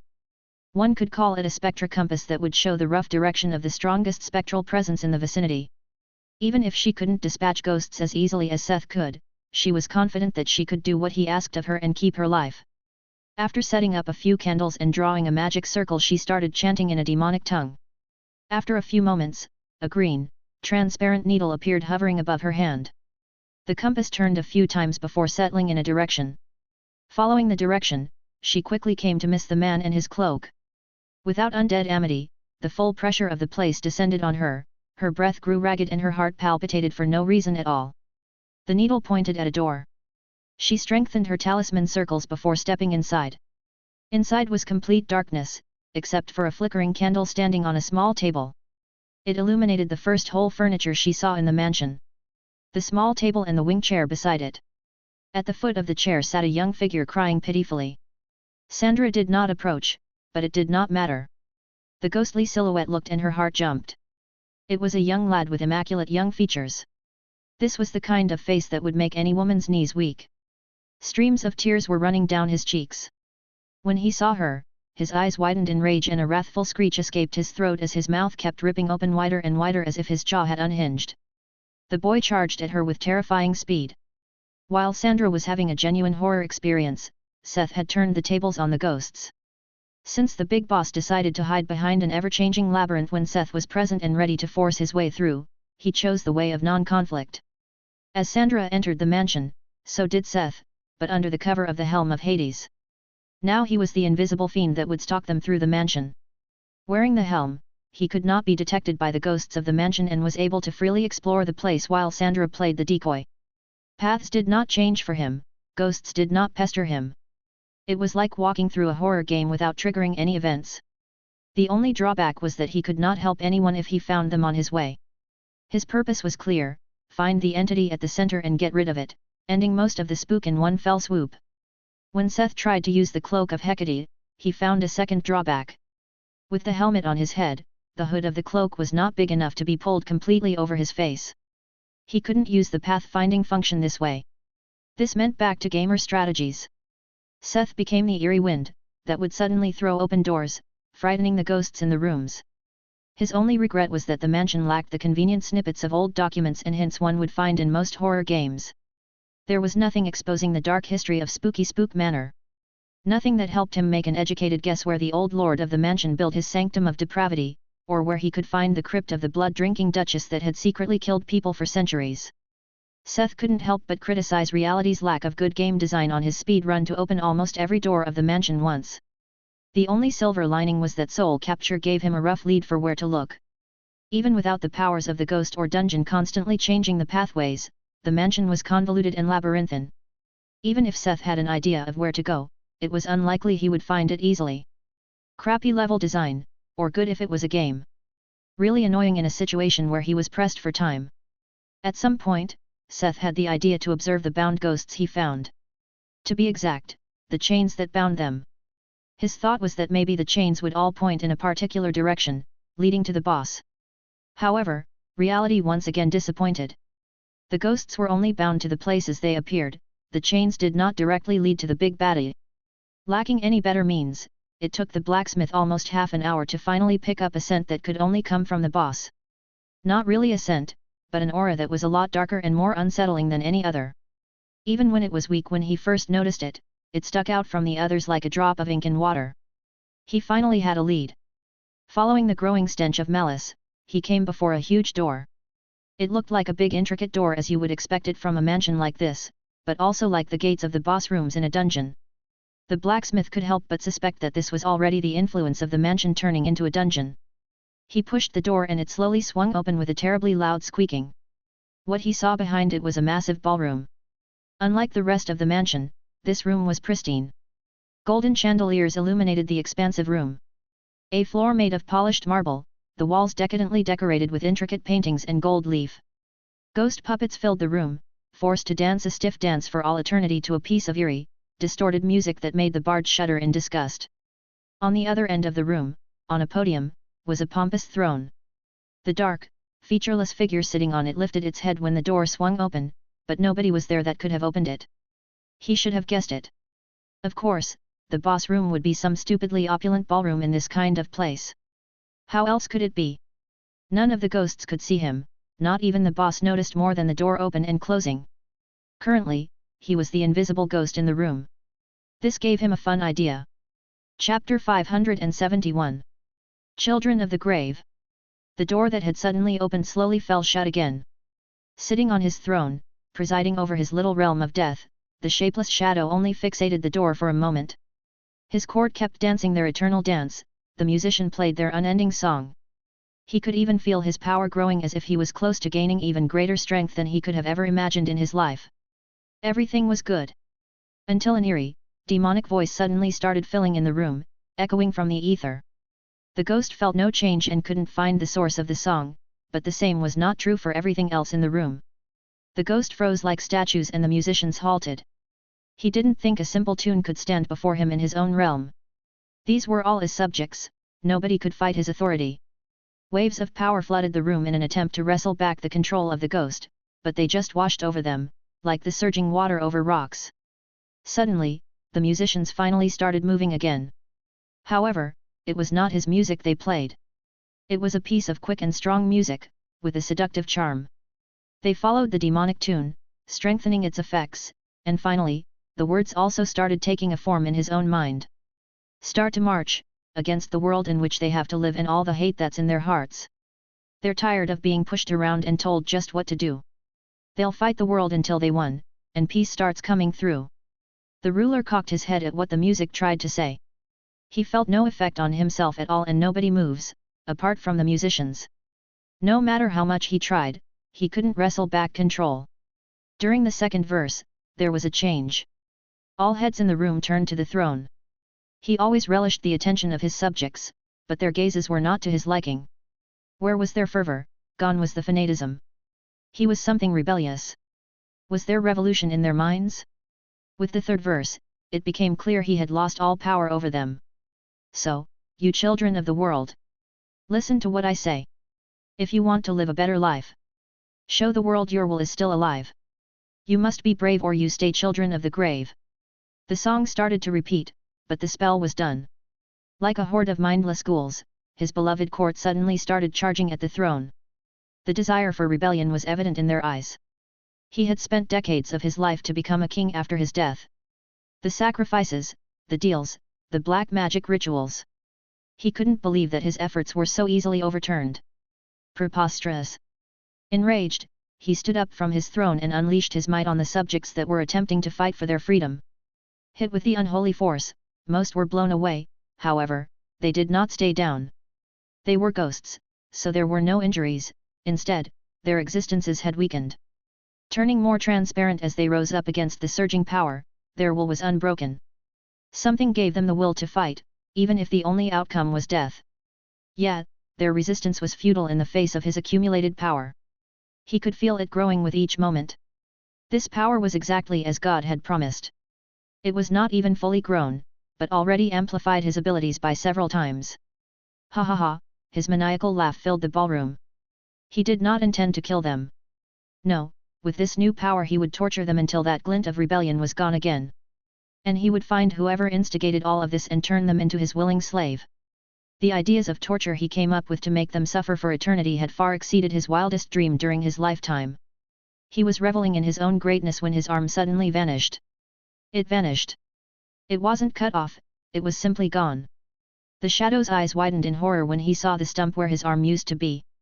There was no pain, but a massive feeling of loss and a sensation he had not known for centuries. Fear. He didn't know what just happened. How could he simply lose an arm? The song and music had fallen silent.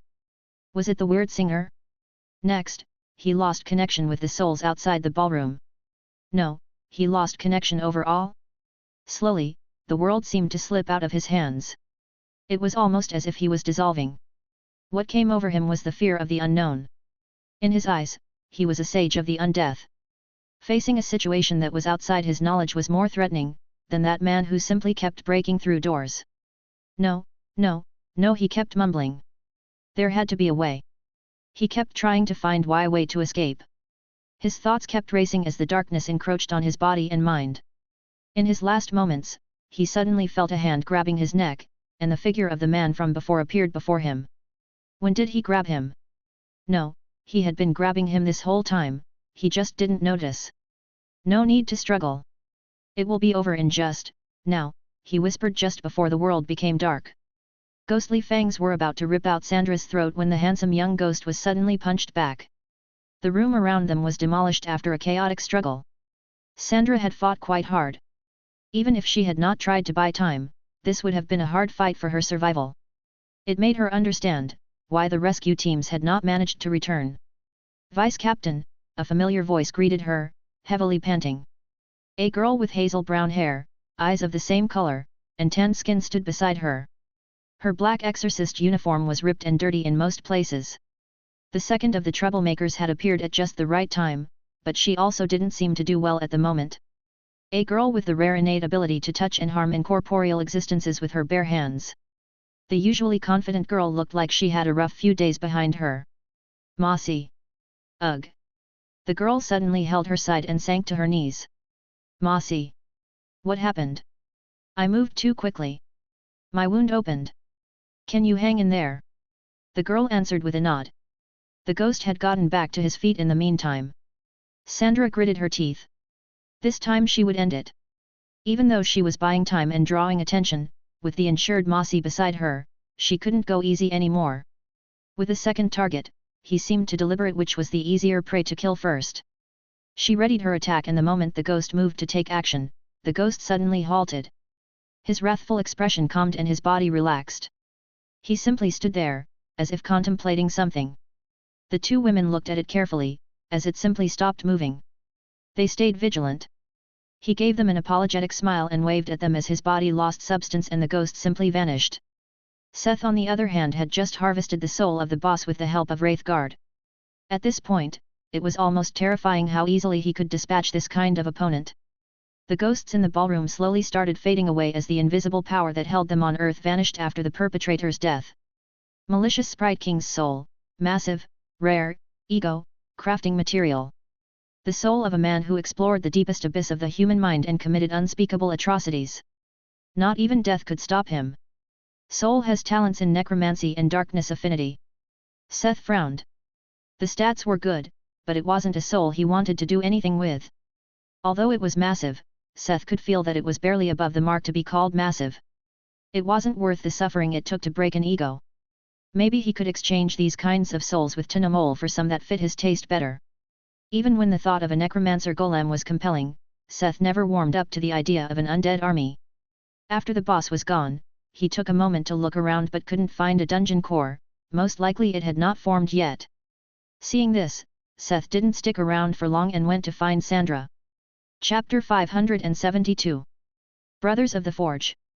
With the boss gone, most of the problems in the mansion were resolved. Even if it was a growing dungeon, it had nobody that controlled it now. Most ghosts had found their peace and only the few evil ones like the gremlin-like fellow still stuck around. Sandra, Seth, and the girl they found were more than enough to make a sweep of the mansion and find 2 more survivors. The blacksmith didn't know how many they had lost, but their faces didn't look good. It was evening by the time everything was more or less finished and Sandra came over. She was already back to wearing her business attire. This concludes the deal. Thank you. In their name and in mine, the business lady said with a grateful bow. Nothing to thank me for. A deal is a deal. Are you sure you don't need anything else? She shook her head.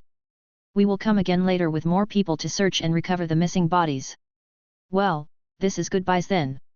She saw him off and he used home call to return to Delta. The system church was silent, probably because it was night. He quickly returned to Minas Mar for a good night's sleep. His dreams were disturbed by the events of the day. The blacksmith had no problem staying calm at the moment thanks to calm reaction and fear resistance, but this didn't mean facing a haunted mansion had no effects at all. Especially the thoughts of what the Sprite King had done to all those people. However, he felt much better after sleeping over it. By the time he woke up, Mina was already gone. He felt it a little regrettable, but he also had something to do. With the souls in his bag, he was finally free to finish Forge Right and the gloves of the fire spirit. Seth planned to start off with the forging glove for 2 obvious reasons. Before he started on the fire gloves, he wanted to try and fix the damage on the fire titan's soul. The second reason was, that he clearly wanted to have the effects of the finished glove applied to all the works he would do from now on. With that in mind, Seth brought out the forger's soul. The little workaholic brimmed with a will to work for all eternity. It was exactly what Seth liked to see. It was even better than the souls didn't have a complex ego. Having another guy talking into his ear would get annoying. Meticulously he shaped the soul into an exact copy of the gauntlet. With practice, he had become better and better in soul forging and was able to create a mirror that was hard to discern from the original. The only difference was that one was obviously only an incorporeal soul. Then he got ready for etching the verse. He was not idle when he didn't have a blacksmith soul, he had already prepared a ballad. It was not a classic demonic work. He had looked around the library of the Bard College for ages but never came across a song dedicated to forging. There were many demons the demonic bards could call upon and they would often specialize in one or two. From those many great demons, there were very few that specialized in crafting and found no works dedicated to them. At first, he thought that making items that could improve their crafts was not the main focus of demonic bards. He would have kept believing in this delusion if Ounce had not explained it to him. It was an unwritten rule that demonic bards would write their personal poems to such demons. All of them were unique and not published. This meant the blacksmith could not stand on the shoulders of giants for this and left Seth only the option to write one himself. Of course, it didn't mean he was lost. The bard had already collected some experience in writing his own songs, although it was his least favorite part of this class. In addition, he had a lot of inspiration.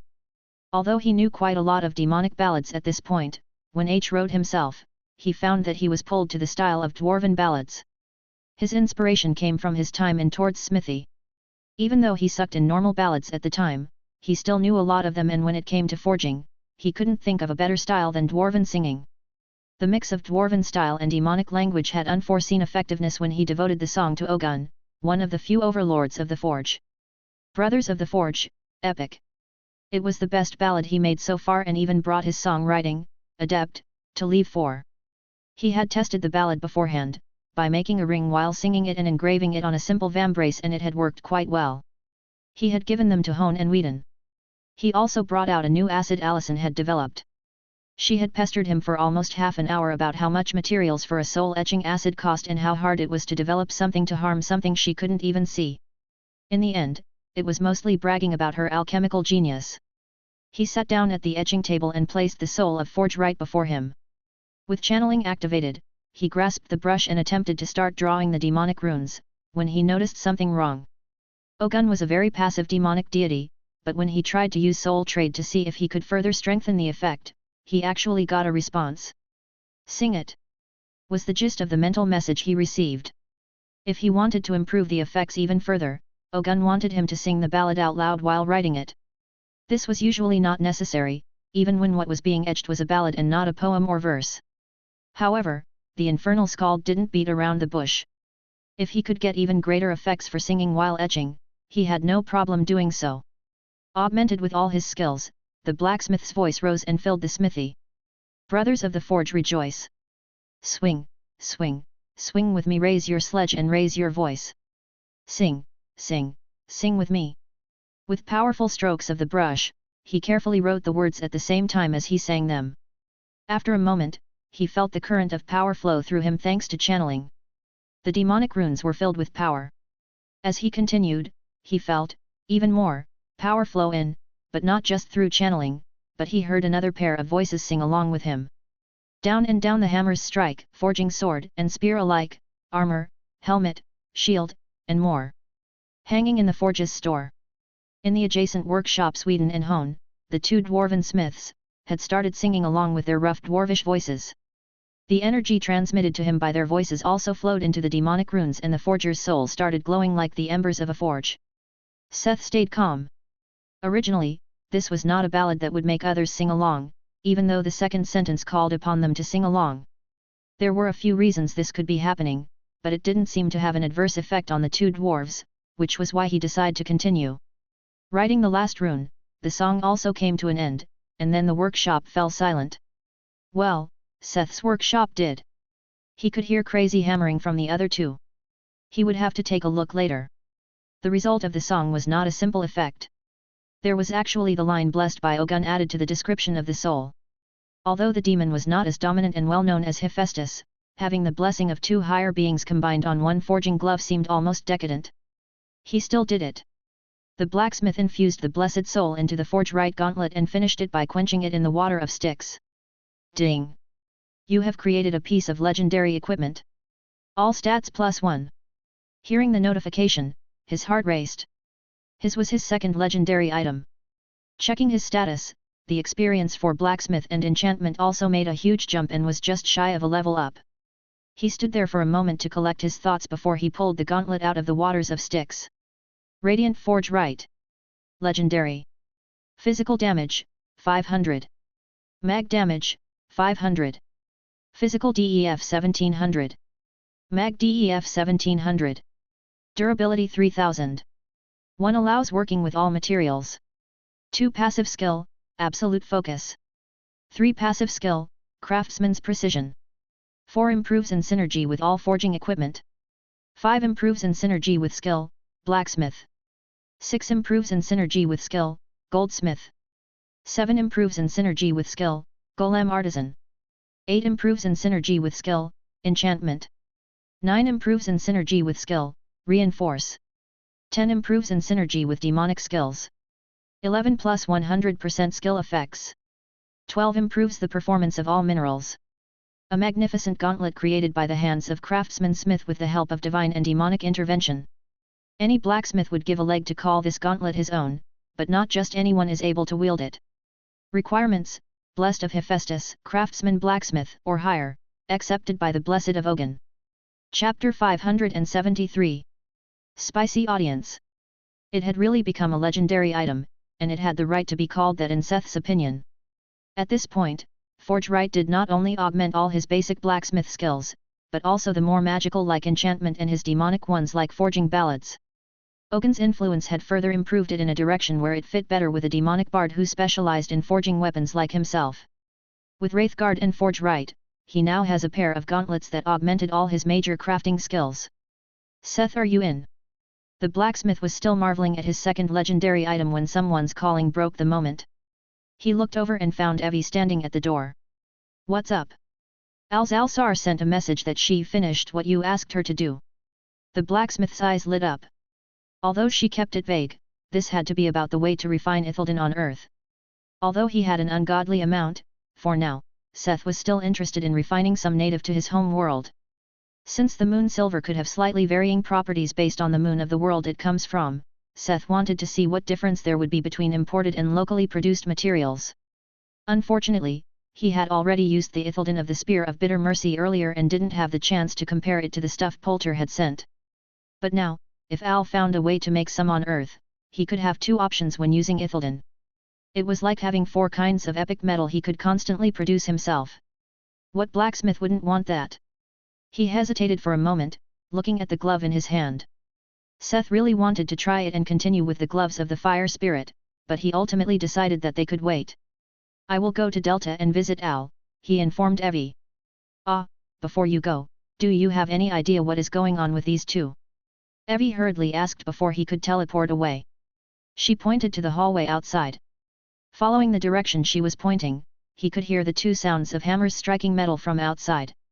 He realized that she was talking about the dwarfs. Stepping outside he took a look. In his workshop, Hone was wildly hammering a blade on his anvil into shape. Whedon on the other hand seemed to be sculpting a whole armor suit in his workshop. Both had crazed and absolutely focused looks on their faces. They should be in a state of inspiration. Just leave them alone and they lose their steam, it won't harm them, the blacksmith reassured the immortal witch. I see. Evie didn't really seem to understand what he said, but it was enough to calm her. With that, Seth teleported to the hub in the system church. The place was not as lively as before but still packed with people. Minding his own business, Seth weaved through the crowd and out to the streets. His legs carried him quickly towards the red light district in anticipation. That sounded wrong, but he couldn't help that Alzalsar had built her base there. When he rang the doorbell, the door immediately opened. He caught the sorceress in one of the attentive moments. Who knew how long he would have had to wait in front of the door if she had been occupied by one of her experiments. You are really fast when it's about something you want, she greeted him without looking up. He had instinctively walked to her lab, where she was standing bent over a desk full of plans and blueprints. In this position, her usually revealing attire revealed even more. Despite knowing her body quite well and the consequences that came with the act, he couldn't help but gulp. Did you bring my payment? Did you really finish the method to create ethen? Oh, that. Yeah, weeks ago. I already improved on it and even found a way to kill 2 birds with 1 stone. But first, show me the goods. With a nod, he handed her an inconspicuous black suitcase. When she opened it, her face was enveloped in a bright golden glow from the dragon gold inside.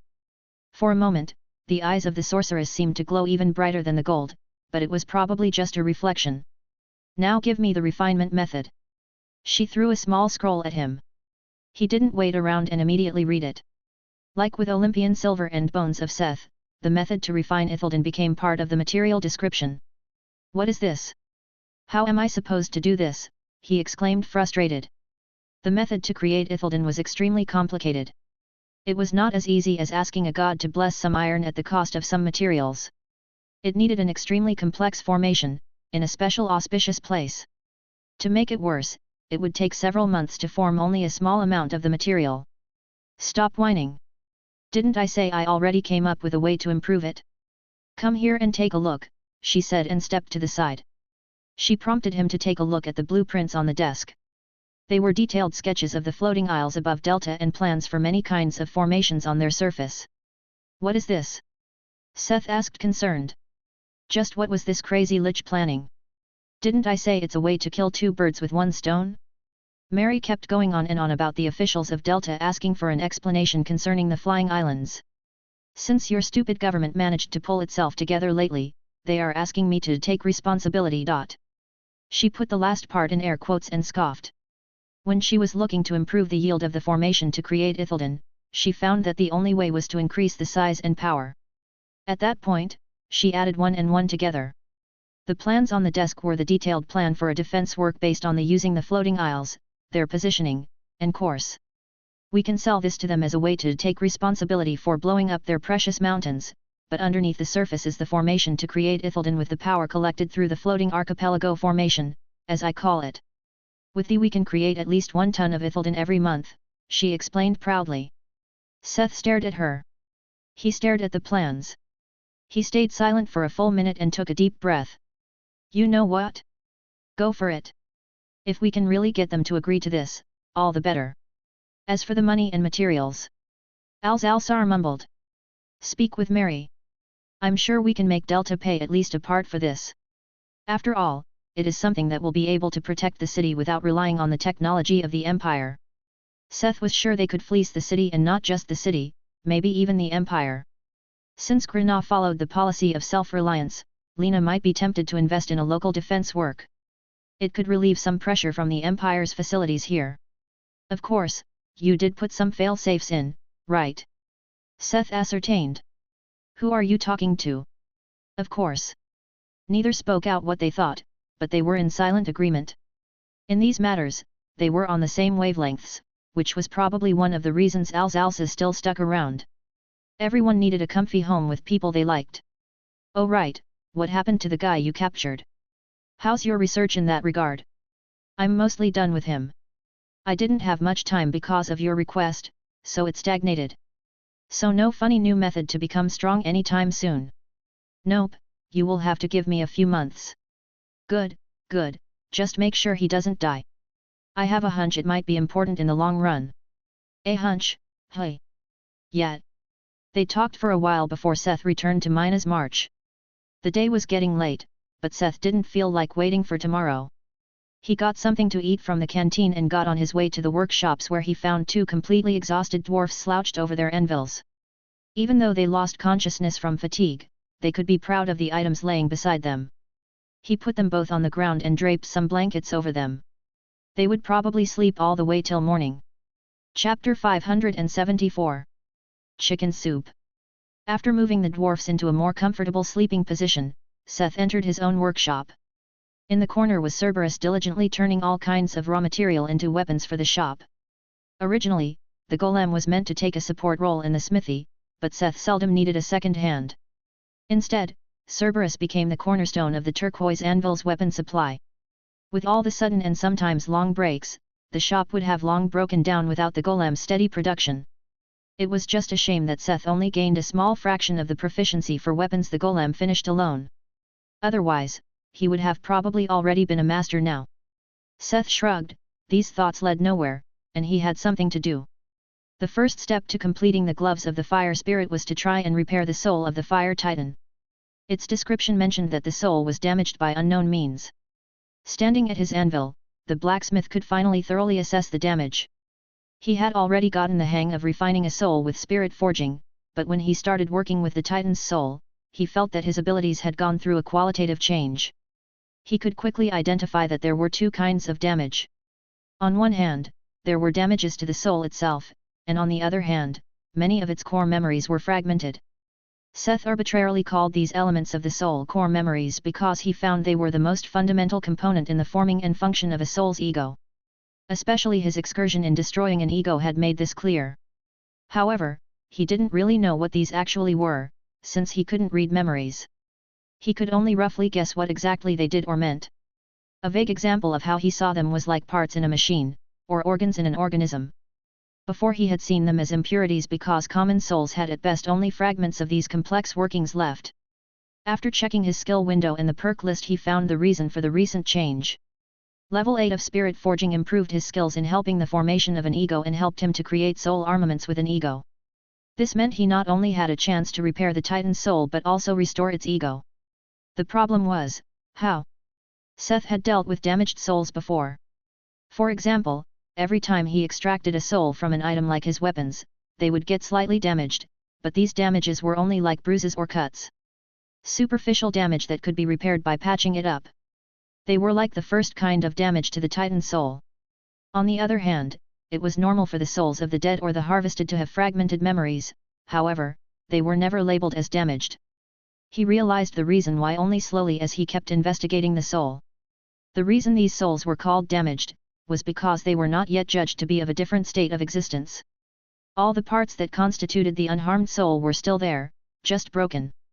However, just like a wounded body, this state could further deteriorate. A body could die and become a corpse. But souls couldn't die. Instead, the judgment of the soul in the eyes of the system would change. In this case, once these fragments were lost, their rank would probably fall below epic. What also became clear was how lucky he was in the past. Or maybe it was a testament to the strength of a soul. Back then, when he came across a damaged soul like that of Evie's brother, he only patched them up without even seeing the problem of the shattered fragments. He hypothesized that, just like how common souls could develop an ego, a damaged soul could probably heal itself, as long as its wounds were treated. But this came with its own problems. From what Seth could see, Evie's brother was not exactly the same as before, although the most important parts seemed to have been preserved. An untreated bone could grow back together, but it might end up bent, potentially causing problems in the future. In general, Seth had no need to care unless it was important for the ego to be preserved. But now, Seth had some ideas. He could either patch the soul up and leave everything else as is. Based on the fragments and intact memories, it would probably form an ego in due time. Another was to extract the shattered fragments and see how it would develop in the future, only based on the intact core memories. The easiest was probably to completely cleanse the soul and turn it into a blank slate, merely meant as fire elemental power supply. The hardest option was setting the bones. To puzzle the shattered pieces together as best as he could. This would make sure to not just restore an ego closest to the original one, but also quicken the reformation of the soul. The last was most likely the method he could use to not just facilitate the formation of an ego, but to really create, or rather restore one. If Seth could go one step further and truly identify what exactly the different parts actually did, he might even be able to truly manipulate an ego to fit its purpose in the future. He had already done so when he made Wolfram, but compared to his current perspective, his actions had been very rough. Effective, but rough. Wolfram's power was actually a far cry from that of the angel he was made of. The more proficient he became in the manipulation of an ego, the more intelligence and power he would be able to conserve in the future when he had to deal with unyielding or unsavory egos. It was not just an important point for golems. Who would want a non-complying ego weapon? Or an ego weapon that kept complaining about its former life as a human, or monster? A sword that chose its master was interesting in a fantasy setting of a story that followed the chosen hero. However, he was a blacksmith. He had a business to run. If he made an ego weapon to sell, he wouldn't want it to be picky with its buyer or annoying to use. The giant's rod was a good example. It had an ego, but it was a simple one, unlike for example Ounce, who had his own personality and thoughts and liked to talk. Seth stopped mulling over the topic when he reached the question of whether it was ethical to manipulate the memories of a dead person, to turn them into an attractive piece of merchandise. He would simply judge how he felt about it on a case-to-case basis. After all, it was all a question of the future, if he managed to succeed with the Fire Titan's soul. It was his first time, so he took his time to work as meticulously as possible. Seth studied the soul for quite a while to identify and sort the fragments that made up the different core memories. With deliberate strikes of Karen's obel to inject and guide his mana into the soul, he moved the fragments that were scattered throughout the soul. Unfortunately, it wasn't like a 3D jigsaw puzzle. He called them fragments, but there were no clear breaks and fitting seams that would give him a clue about how to put them together. It was more like guiding wisps of smoke and shreds of energy. He could only group them together based on their characteristics, like the aura and feel they gave him. It was a lot harder than when he simply shattered the most sinister core memories of the angel's soul and worked them out of the soul. He arranged these wisps into amorphous spheres similar to the ones that were still intact. Then he refined some of the common souls he had gotten from Tanol and used them to patch up the superficial damages to the soul. Seth took a moment to observe whether there were any changes. Really, after he patched up the wounds, he could already see signs of changes happening within the soul. It might be a stretch to call it healing, but the amorphous blobs of fragments seemed to have become more cohesive as if they grew together a little. The blacksmith didn't immediately continue working and instead took his time to closely observe the changes. He wanted to wait and see if it would really restore its ego, or an ego before he continued to shape the souls. It didn't take too long, he got the tower to teleport him a cup of cocoa while he waited. By the time he finished the cup, the description of the Fire Titan's soul had actually changed. Soul of a Fire Titan Iknez, massive, epic, ego. The soul of the Fire Titan Iknez, the Ashes, who fell into a dimensional rift and lost his life before he could realize what exactly happened. In life, he was a great warrior and firekin comparable to an elemental. Chapter 575. Trignus Gloves. To his surprise, the description really became a lot more comprehensive and the ego had been restored. After his improvised surgery, it had only taken 15 to 20 minutes for the ego to restore itself. Although it was probably not perfectly fine, the speed was impressive. Seeing the soul was repaired, Seth saw no reason not to finish what he started. The further steps were a lot easier compared to the experimental operation he had just performed. He split the soul into two parts, connected by a thin thread, and started forging them into copies of the gloves of the fire spirit. The clean design Tord and Nadal came up with made this step especially easy. The blacksmith had to curb his excitement and stay calm when he could finally start on engraving the sigil he had been looking forward to since he unlocked it. The Blessing of Phlegethon. One of the rivers of Hades, the river of flowing fire. He had unlocked this enchantment when he reached Level 5 of Enchantment, Craftsman. There was also the Fire of Phlegethon he knew since level 1, but that was more fit for a weapon, like the Ice of Kositos he tested on the chain mail. However, a blessing was different. It would call upon the Chthonic river god himself to choose an appropriate blessing for the item. Seth couldn't help but imagine the gloves becoming the ultimate fire elemental treasure. It was also paying homage to his friend and master. If he managed to improve the item to such an extent, there would be no need to ever exchange it for something better and he could wear this gift for the rest of his life. As great as the potential was, it was also a risk. Seth had no idea whether the characteristics of the soul would have an effect on the outcome. This was also an experiment and he risked losing such a powerful soul. But he had hope. After seeing that materials would keep their fundamental properties, even with the addition of an Olympian enchantment, he was like 80% sure it would the same for the soul. Maybe it would end up being similar to the obsessive forger's soul indirectly gaining the blessing of a demon big shot. He took a deep breath, loosened his shoulders, and got ready for the first stroke of the engraving. The feeling of a powerful presence looking over his shoulder had already become a familiar one. The entity observing him gave him a heavy and foreboding feeling at first. Conversely, Seth felt his mind clear off a burden he was not aware of before. His concentration rose and his hands grew steadier. It was a more fundamental change than absolute focus or craftsman's precision that Forge Right offered him. The engraving went smoothly and he soon finished the sigil that resembled a ribbon of flowing fire. Upon finishing, a tremendous power flowed into the engraving and it started spreading over the soul. The two soul armament gloves were now covered in a pattern of tribal flames that seemed almost alive. All that was left to do now, was for Seth to infuse the soul into the two gloves and finish it all with a bath in the waters of Styx. Ding! A synergy between materials has created a new function. Ding! A synergy between powers has strengthened the Titan flame. Ding! You have created a legendary item. +2 free AP.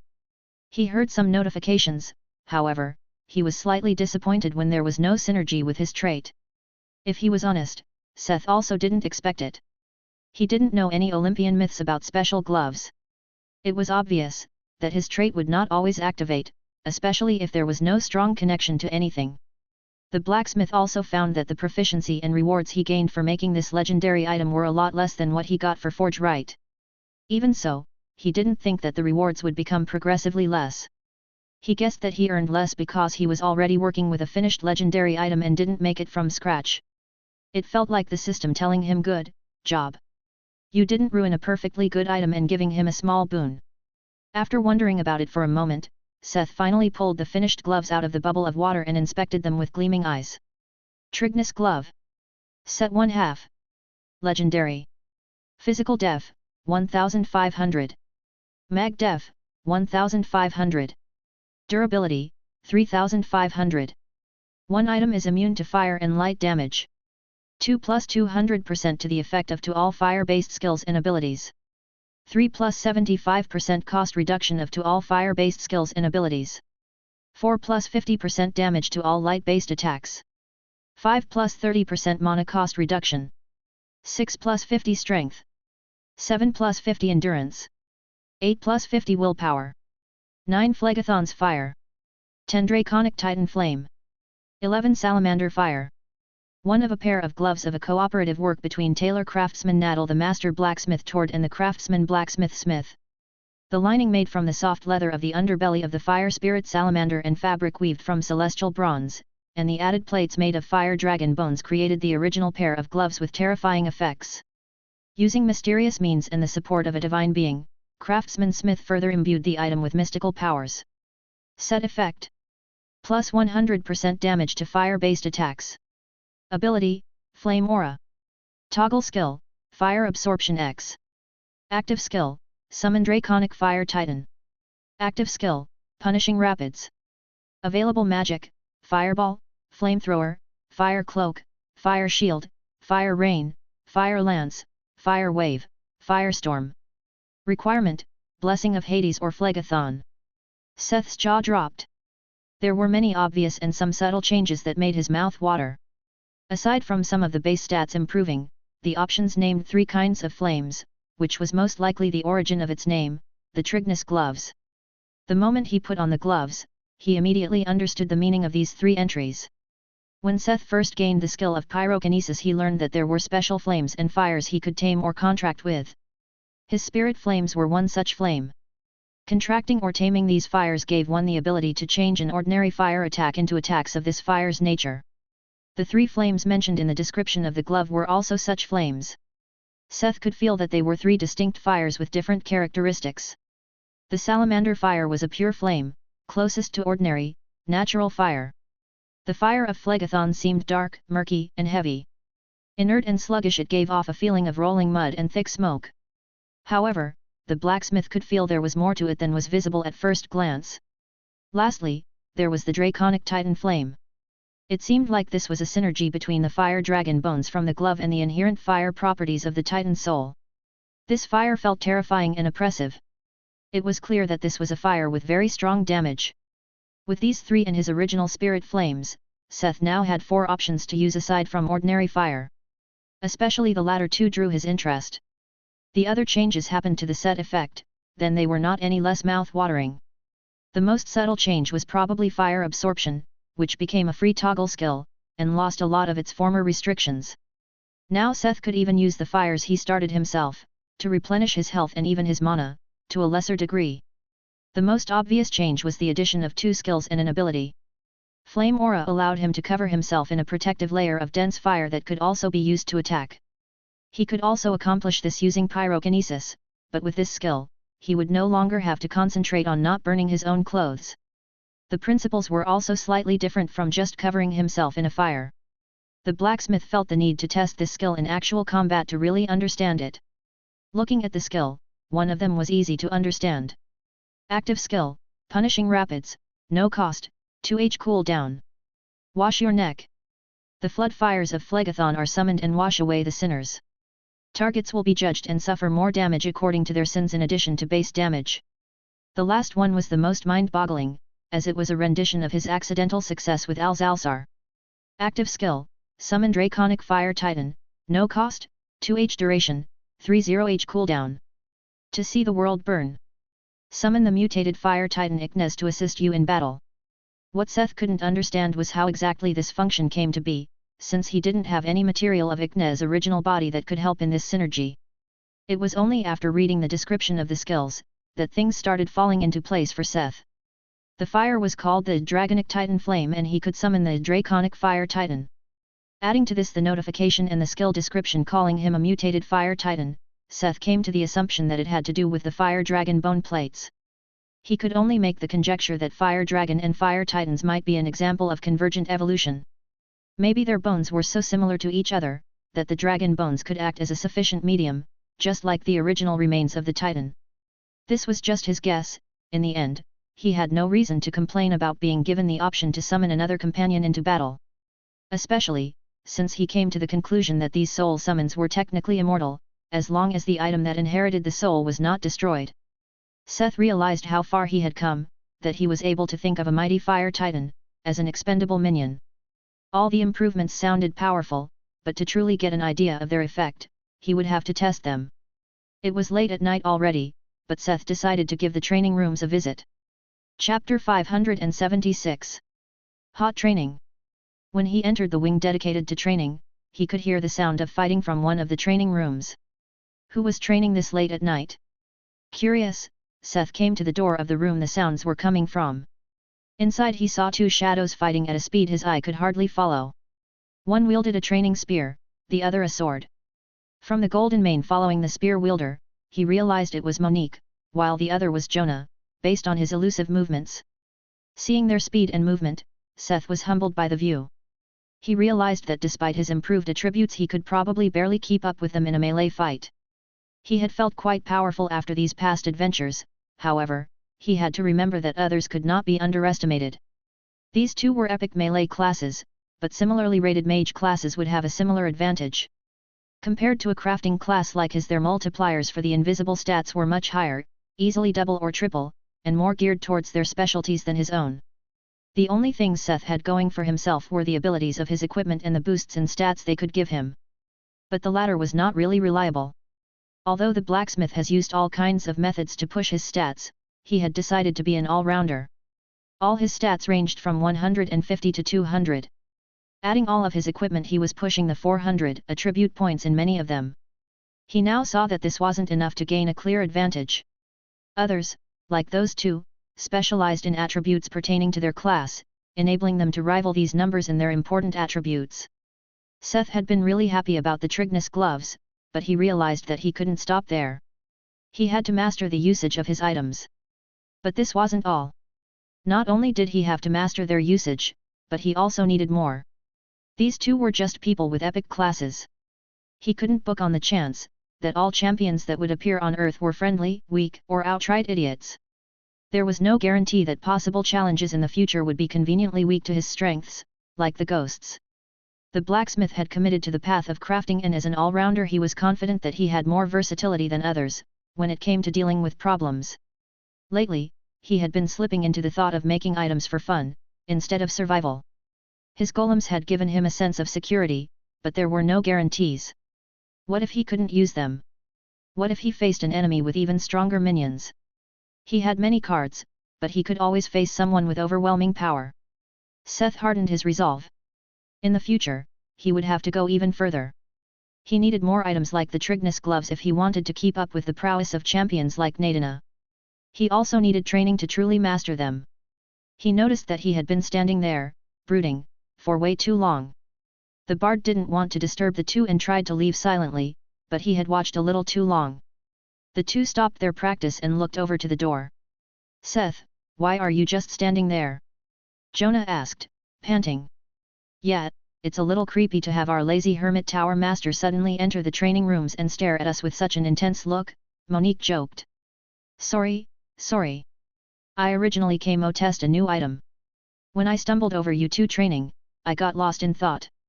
Why are you still training so late at night?" The two looked at each other, a little troubled. As if she made a decision, Monique sighed. To be honest, we are trying to get rid of our frustration by exhausting ourselves. Frustration. It's because of the recent attacks. Monique. Oh, shut it. I don't care about what Mary said. Seth is the tower master. It's his decision whether he wants to care about it or not. Oh? You guys are having secrets, from your mighty tower master? I didn't know you became so cheeky. Have I been away too often, lately? Seth tiptoed to their side. He didn't really worry, since he had the utmost trust in Mary and the others. But some drama seemed like a fun distraction. It didn't take much poking for the two to open up. Seth had already heard a little about the attacks on the guards that dealt with the refugees from Sigma. Monique and Jonah were frustrated because, unlike beastmen like Mina and Mike, they couldn't spot the invisible attackers. Even when they came to the scene and fought them with some difficulty, nothing stopped those guys from simply running away after accomplishing their goal. Said goal seemed to be to simply slaughter the guards, for whatever reason. The victims would normally be mid-level adventurers from the different organizations around Delta. The only survivors were high-level adventurers and the Oath Guard that could rely on their mighty armors. It was not hard for Seth to understand their frustrations after listening to the two. They were more than able to easily defeat these attackers, but they still couldn't save anyone or stop those guys from running away. They were almost helpless, despite their strength. I see. And what did Mary say? Why you shouldn't tell me? She said you were busy and it was not necessary to bother you with this kind of thing. Truly, when Seth heard about this problem from Mina, it didn't seem too serious. Their people weren't in danger and it wasn't something the blacksmith had to interject himself. Although Seth didn't overly care originally, he couldn't help but care after seeing the two vexed like this. Good, I see. You know what? How about you help me test my new item a little? In exchange I will tinker a little and try to make something to help you, he offered. He would have tried to make a little something for them anyway, but since these two were already here and full of energy, there was no reason not to make use of them. They were perfect to test the power to the flame aura. You guys only have to attack. I will try to block. Seth only wore the Trignus gloves and covered himself in the protective layer of flames. Since flame aura was technically a derivative ability of pyrokinesis, it was relatively easy for him to use. But unlike skills, abilities needed to be practiced to be used effectively. The aura was not completely uniform, being the thickest at the gloves. Seeing Seth covered in a layer of heat haze and small flames, they lost their apprehension of simply thrashing their boss. Like a lightning, Jonah suddenly stood before Seth and struck at him from below with a drawing strike. The blacksmith tried to block with his hand, but he was too slow and he had to block the training sword with his forearm. The aura was too thin to completely block the wooden sword and Seth earned a bruise on his forearm. At the same time, the training sword had been slightly charred from the short touch with the flaming aura. Despite only using basic fire on the ability, it was very potent in attack and defense. Using Jonah's attack as a distraction, Monique had circled around him to stab at his back.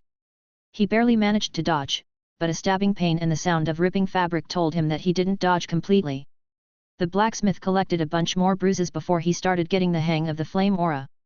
It was mostly thanks to his attainment in pyrokinesis that he soon managed to control the thickness of the aura, to effectively block the incoming barrage of attacks. His movements also became smoother as he started incorporating the lame one's walk more naturally into his actions. It did not level up, but the control of the aura and the use of the movement technique became more natural and almost instinctive to him. If Seth fought, he would usually take the role of a caster. The level of the movement skill was rather high thanks to the conscious use when he tried to raise the level. He only realized now, that it needed this kind of practice to help him truly master this skill. In case he ever got in a real fight, where he had no advantages, he wouldn't have time to spare much thought on the use of a skill. It had to happen instinctively. He had some more ideas, for example strengthening the aura with pyrokinesis, but after almost 2 hours of non-stop sparring, all three were too exhausted to continue. Thanks for holding back, you two. But I think we should end it here, the blacksmith panted. We didn't hold back, they argued indignantly, but Seth was very clear about it. Despite taking a beating, he knew that they were going easy on him. Without his items, he wouldn't be able to keep up with them. He didn't argue with them. He just ported to the bathroom in his quarters to take a shower, before going to sleep. Chapter 577. Mustache Power. Over the following days, Seth spent some of his time on the side coming up with a way to help them. After talking again with Mina, he came to the conclusion that their invisibility was purely a visual effect since Mina could still use her ears and nose to find them. The blacksmith couldn't make them something like his own Argos eyes that could see through the illusion, which would probably work against them. However, he had a better idea. A really stylish one. Seth used apart from the titanoboas few blacksmiths would think of using. Using some of the pit organs and the advanced enchantment of life detection that was also on one of his earrings, he created the ultimate facial accessory. A mustache that allowed to detect enemies with infrared and magic. Everyone looked better with a mustache. It had no other function, but it couldn't be worn with a mask, so he made a special one for Jonah. The man with the trauma of losing his magnificent full beard would finally be able to wear one again. A magical full beard to detect them all. He even gave it a voice-changing function, just for Jonah. "Are serious?" Monique exclaimed when he handed her a magnificent mustache when he came for a training session. "Take it or leave it." He didn't say any more and only smiled at her, facing her incredulous look. Jonah on the other side was really happy to switch his mask for a voice-changing, detection beard. He could finally talk. And have a beard. Unwillingly, Monique donned her new equipment, gaining the power mustache. Seth also brought some blindfolds for them, as they needed to get used to seeing with their newly acquired facial hair. Seth used these training sessions to get used and play around, not just with flame aura, but also by combining it with the flames of the Trignus gloves. He slowly found out about the different characteristics of the three new flames. The salamander fire was closest to normal fire and he didn't find the difference for quite some time, but when he tested the flame absorption, he found that the salamander fire was the most compatible with this skill. Absorbing fire he started with the salamander fire had a noticeably better effect than any of the other special fires he could use. The draconic titan flame on the other hand had an overwhelming destructive power. It was not as powerful as the spirit flames, and not as clean, but in Seth's mind, it became the best candidate to deal with serious damage in a normal situation. Because, despite lacking in many areas compared to the spirit flames, it had a great advantage. It didn't burn the souls of his victims, which meant he could use it to farm experience and souls. Lastly, there was the fire of Phlegethon. It took some time to find the special characteristics of this one. Maybe also because the blacksmith only researched it on the side. Phlegethon's fire was not as destructive or had a special compatibility with other skills, but it was much gentler and had a refining, or rather a cleansing property to it. It showed its greatest use in the smithy. The probability to mess up material refinement in the furnace was drastically lowered. It took Seth a lot less concentration, to refine even high-level materials. Still, he only spent little time on these things. Most of his time over the past few days went into familiarizing himself with the properties of the dragon scales and the scorpion carapace. This was especially important to decide on where to use the 7 dragon scales. The power of the dragon scales was relatively simple. They granted a high defense against pretty much everything. Whether it was physical, magical, or elemental damaged, they gave an extremely high protection against all of it. Seeing that the scales were relatively simple, it was maybe even more important to explore the power of the carapace of conflation. Because of the ritual it went through, the scorpion's shell had become a very complex material. Its most basic traits were scaled toward agility, earth affinity, movement speed, and obviously negation of weapon damage. With Seth's ballad and the following ritual together with Apollo to force the demonic power back out, it was bestowed with affinity to darkness and demonic power, as well as the divine power of Apollo. These powers had a high chance to allow the blacksmith to aim for skill-improving properties. He was sure that the demonic energy as it was, would improve his skills as a demonic bard. However, the divine power of Apollo was different.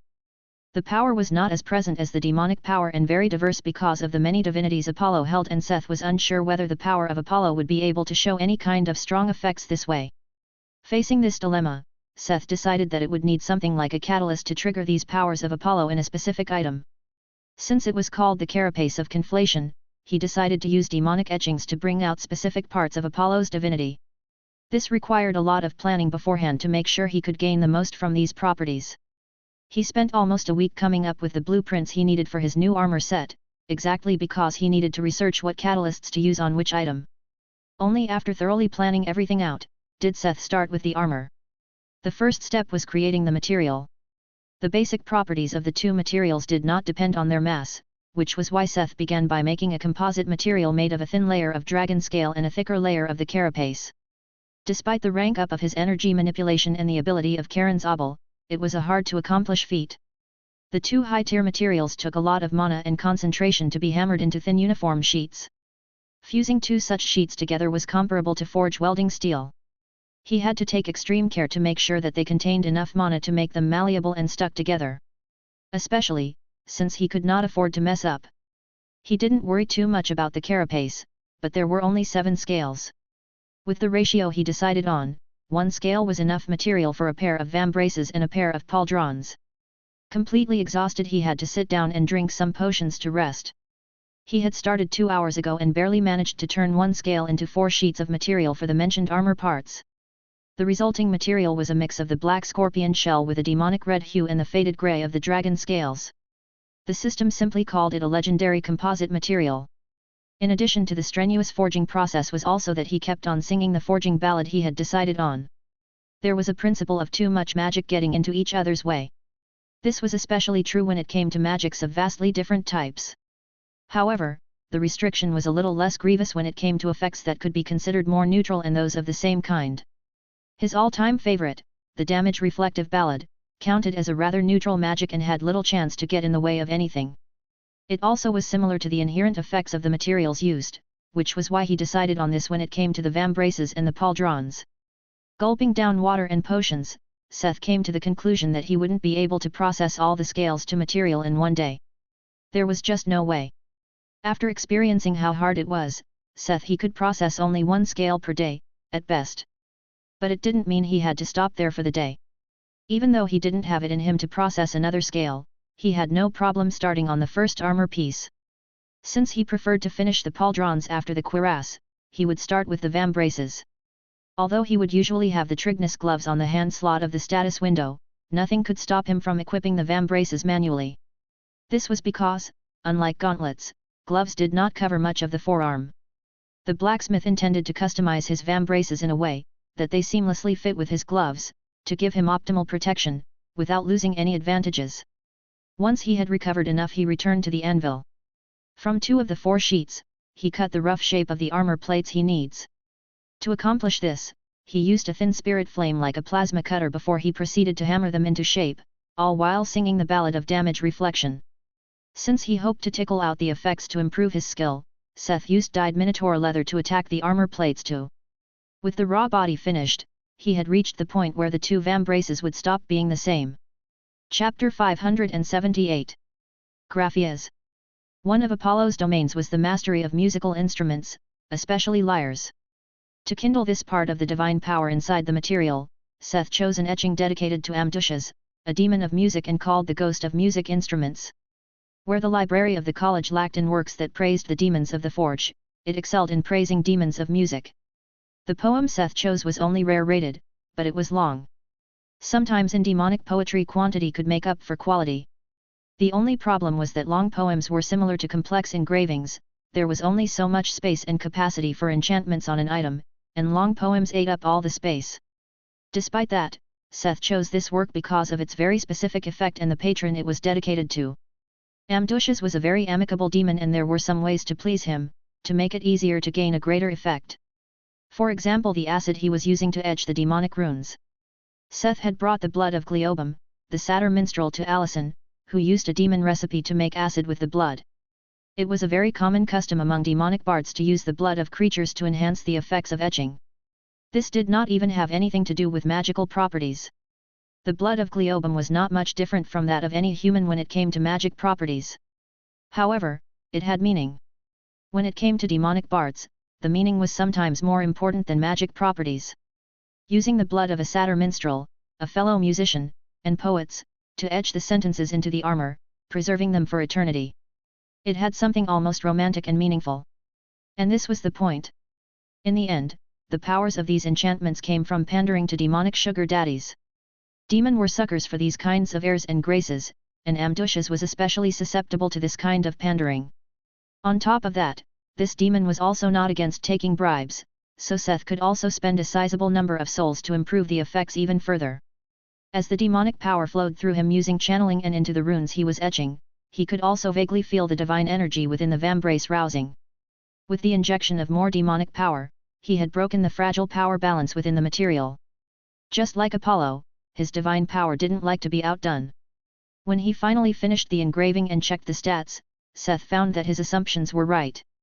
The divine power that had previously been undirected, had aligned itself to directly compete with the alignment of the demonic power he injected. Had he planned to stop here, it would have already been a legendary item, just on the virtue of the materials used, but the notification had not come yet, as if the system was waiting for the last step.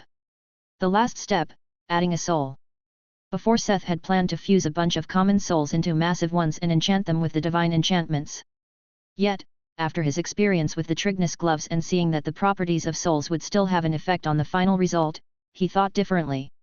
For the left vambrace Seth had chosen Charon's grip, an enchantment he unlocked when he reached level 5 of enchantment, craftsman. Judging by the custom so far, there was also a blessing directly by the deity and an enchantment that was based on their power, often fit for weapons. Charon's grip was most likely the latter, as he had already used his blessing on a soul armament. Based on the effect he expected from something called Charon's grip, he decided to use a soul that was already in his possession. The snatcher's soul he had gotten from the haunted mansion. Charon was the ferryman that brought souls across the Styx. Charon's grip had most likely something to do with controlling souls, something Seth had seen the snatcher do, too. That was why he went as far as to use 35 medium souls to rank up the snatcher's big soul into a massive one. The sigil for Charon's grip looked like a gnarly, almost skeletal hand. Unlike with blessings, there was no ominous presence looking over his shoulder, as he engraved the sigil onto the snatcher's soul. Like always, once he finished the sigil, it started spreading across the soul all on its own. The patterns spreading across the soul this time resembled chains of bones at some places, desiccated thorny vines, and even barbed wire. They gave Seth an ominous feeling, but he thought this was good, since the effects wouldn't be directed at him, probably. Ding! An antagonistic reaction of powers has changed your item. Ding! You have finished a legendary item. +1 to all attributes. Ding! Your skill, enchantment, craftsman, level 6 had become enchantment, craftsman, level 7. He heard the notification when the left vambrace left the waters of Styx. He had gotten a chunk of proficiency and his enchantment had leveled up. Blacksmith was not too far behind. Turning to the cause of it and checking the stat of the vambraces told him some things he expected and some that surprised him. Graphias. Legendary. Scorpio set 1/X. Physical DEF 2500. Mag, Def 2400. Durability, 6666. 180% damage negation. 2 complete weapon damage negation. 3 plus 35% spell damage. 4 plus 20% damage in the dark. 5 plus 25 agility. 6 plus 5% movement speed. 7 plus 40% damage reflection. 8 passive skill, Amdush's spirit. 9 passive skill, Apollo's dexterity. 10 active skill, Charon's soul snare. 11 plus 15% chance to drop and collect souls. Set effects, to be updated.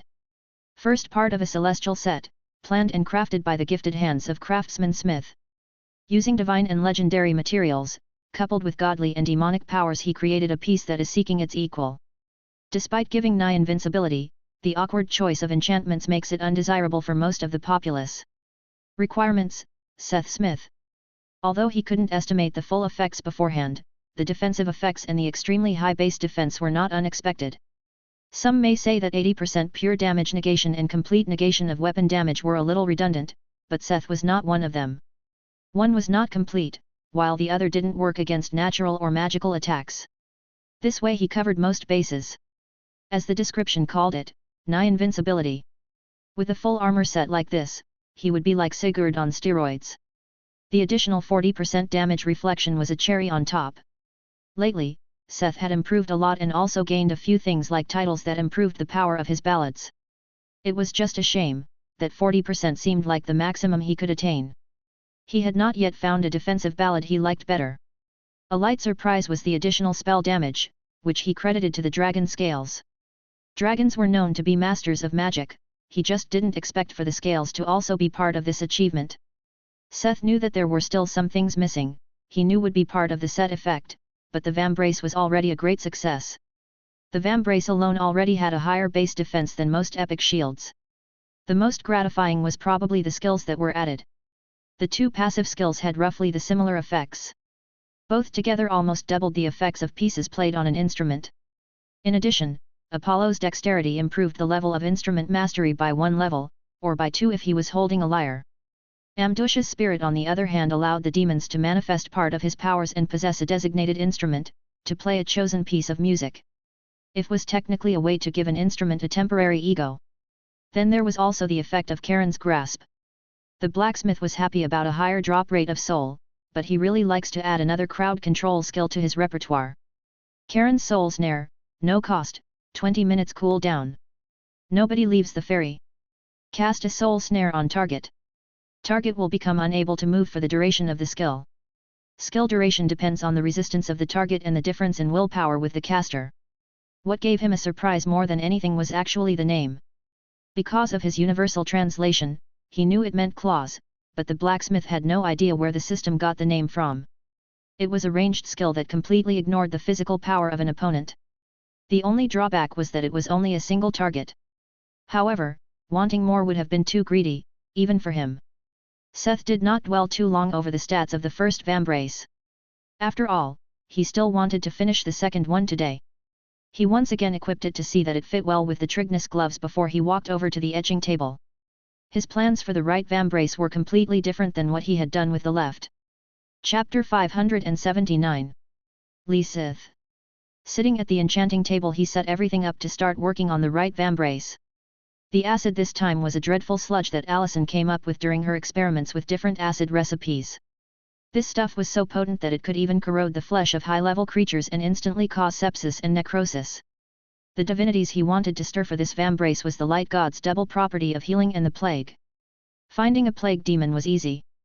There were dozens of demons that specialized in plagues and diseases. Fittingly, there were hundreds of literary works dedicated to them. On the contrary, it was a lot harder to find demons that dealt with healing diseases.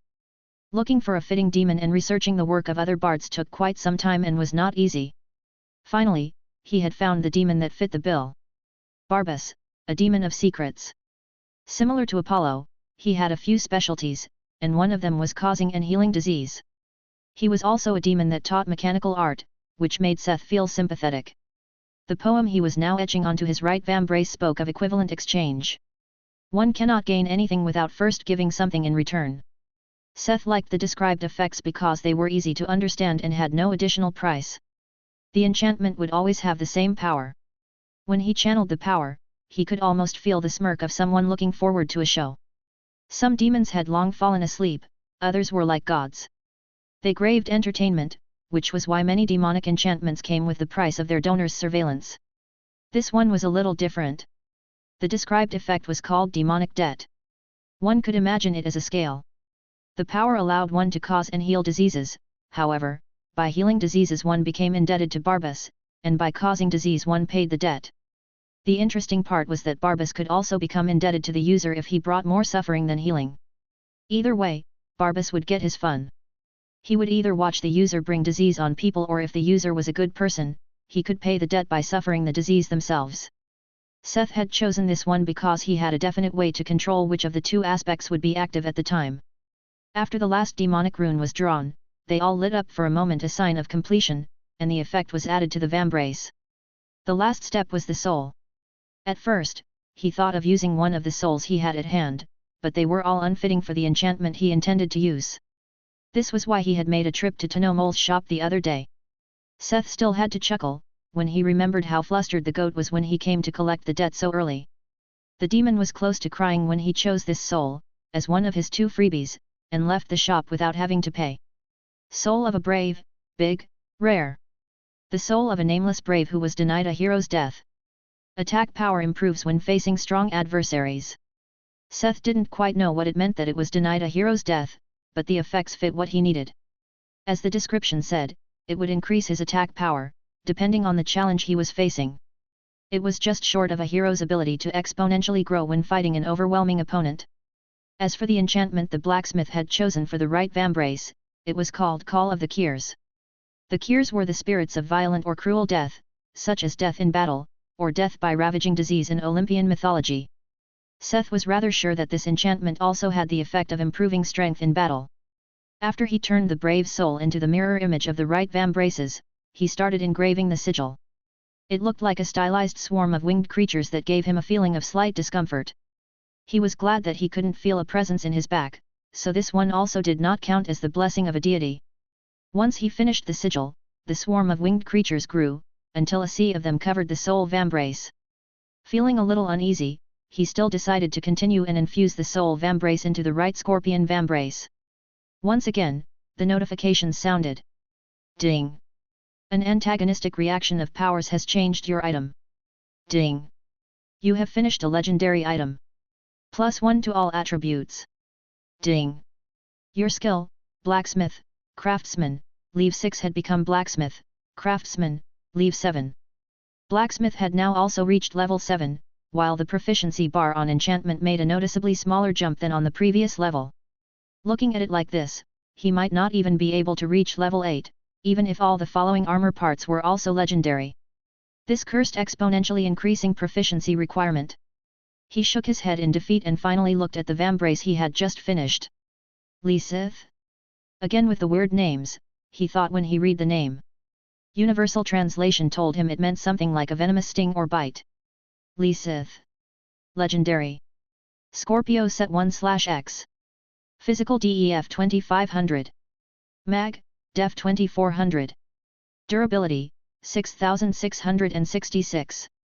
180% damage negation. 2 complete weapon damage negation. 3 plus 35% spell damage. 4 plus 20% damage in the dark. 5 plus 25 agility. 6 plus 5% movement speed. 7 plus 40% damage reflection. 8 active skill, Demonic Debt. 9 active skill, Scale of Apollo. 10 active skill, Call of the Keers. 11 passive skill, Brave's Disposition. Set effects, to be updated.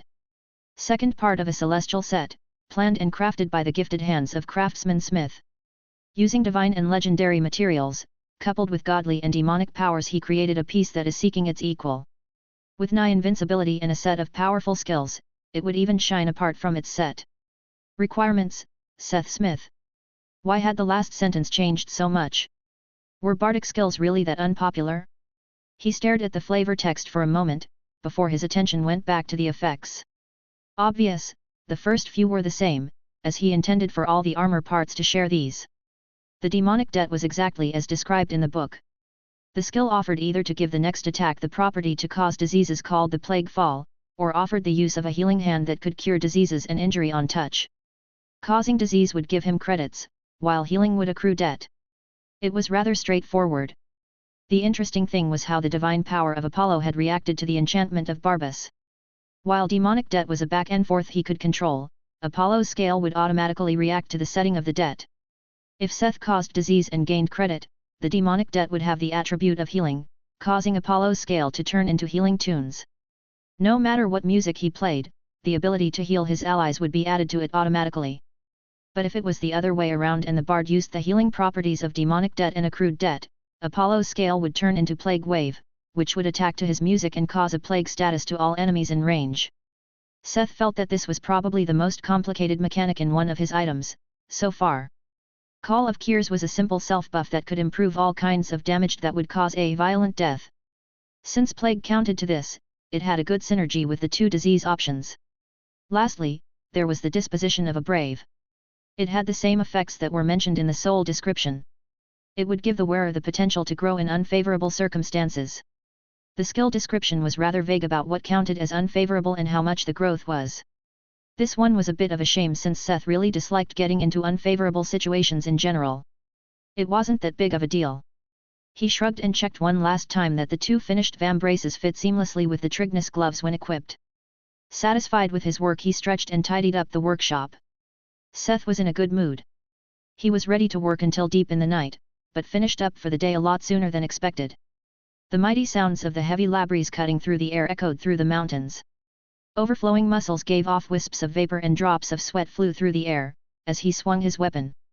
Asterion, the bull-headed warrior, was training at the entrance of Mina's march. Only wearing a skimpy leather outfit that exposed his defined body.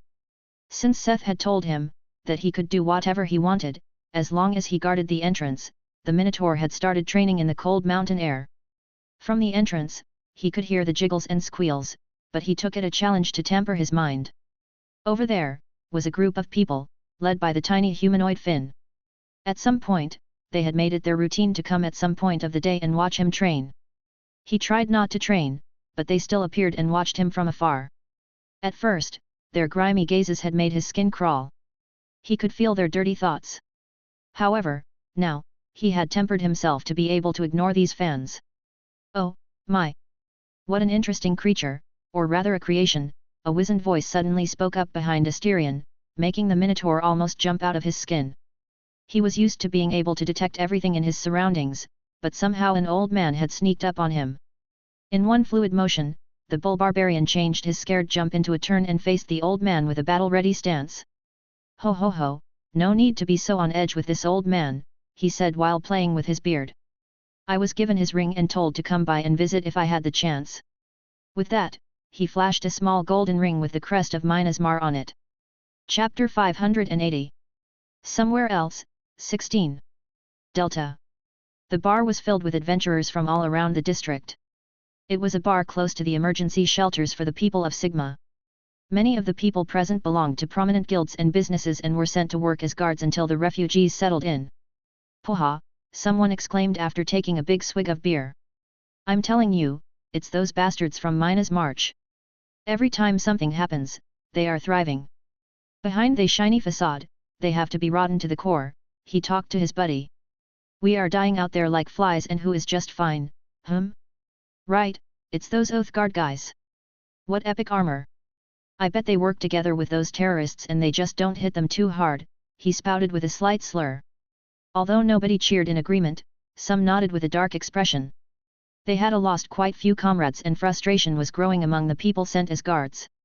Obviously, they were not the strongest among the people of their guilds, but they had not been sent here to be cannon fodder. They simply needed a scapegoat they could dump their feeling and frustrations on. And why would they do that? A young man asked. Against the overall atmosphere, he dared to voice his doubts. This seemed to have provoked the talkative drunkard as he answered even louder. Ha! I will tell you why. He rose from his seat and stepped to the table where the young man and his friends were sitting. Didn't you notice something, ever since the guards became sparse? Hey? More and more of those damn refugees start taking drugs and go crazy. The room murmured in agreement. It were no longer the random terrorist attacks on them that made their job harder. They now had to be wary of people of Sigma, as they could turn into a rampaging beast at any moment. One would think only the some of the few adventurers among them would fall for the temptation of the divine strength drug. However, more and more often, it were ordinary citizens that would turn into raging maniacs because of the side effects. Even with their originally low level, they posed a risk after consuming the drug for a while. I bet they are working with the scum that is distributing those drugs. Maybe they are even the ones producing it. Who know what they are up to? Didn't you also have friend? Astro? Aster Aster. Yeah, Aster. Didn't he go crazy and attacked your caster because he took that drug? Why would you stand up for people like that? Because I have met the Tower Master of Minas before. He even gave us an epic sword in exchange for a mere level 50 dungeon boss. They have no need to do this kind of shady shit to get money, Marco argued against the drunkard. Oh really? Then why aren't they doing anything? Lately they even started wearing fake beards and mustaches, calling them detection equipment. Do they think this is a joke? His words riled up the crowd. He was not the only one feeling offended by it.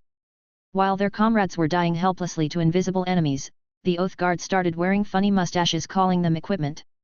Although it was true that they fought better against the invisible enemy, there were no major changes to the situation.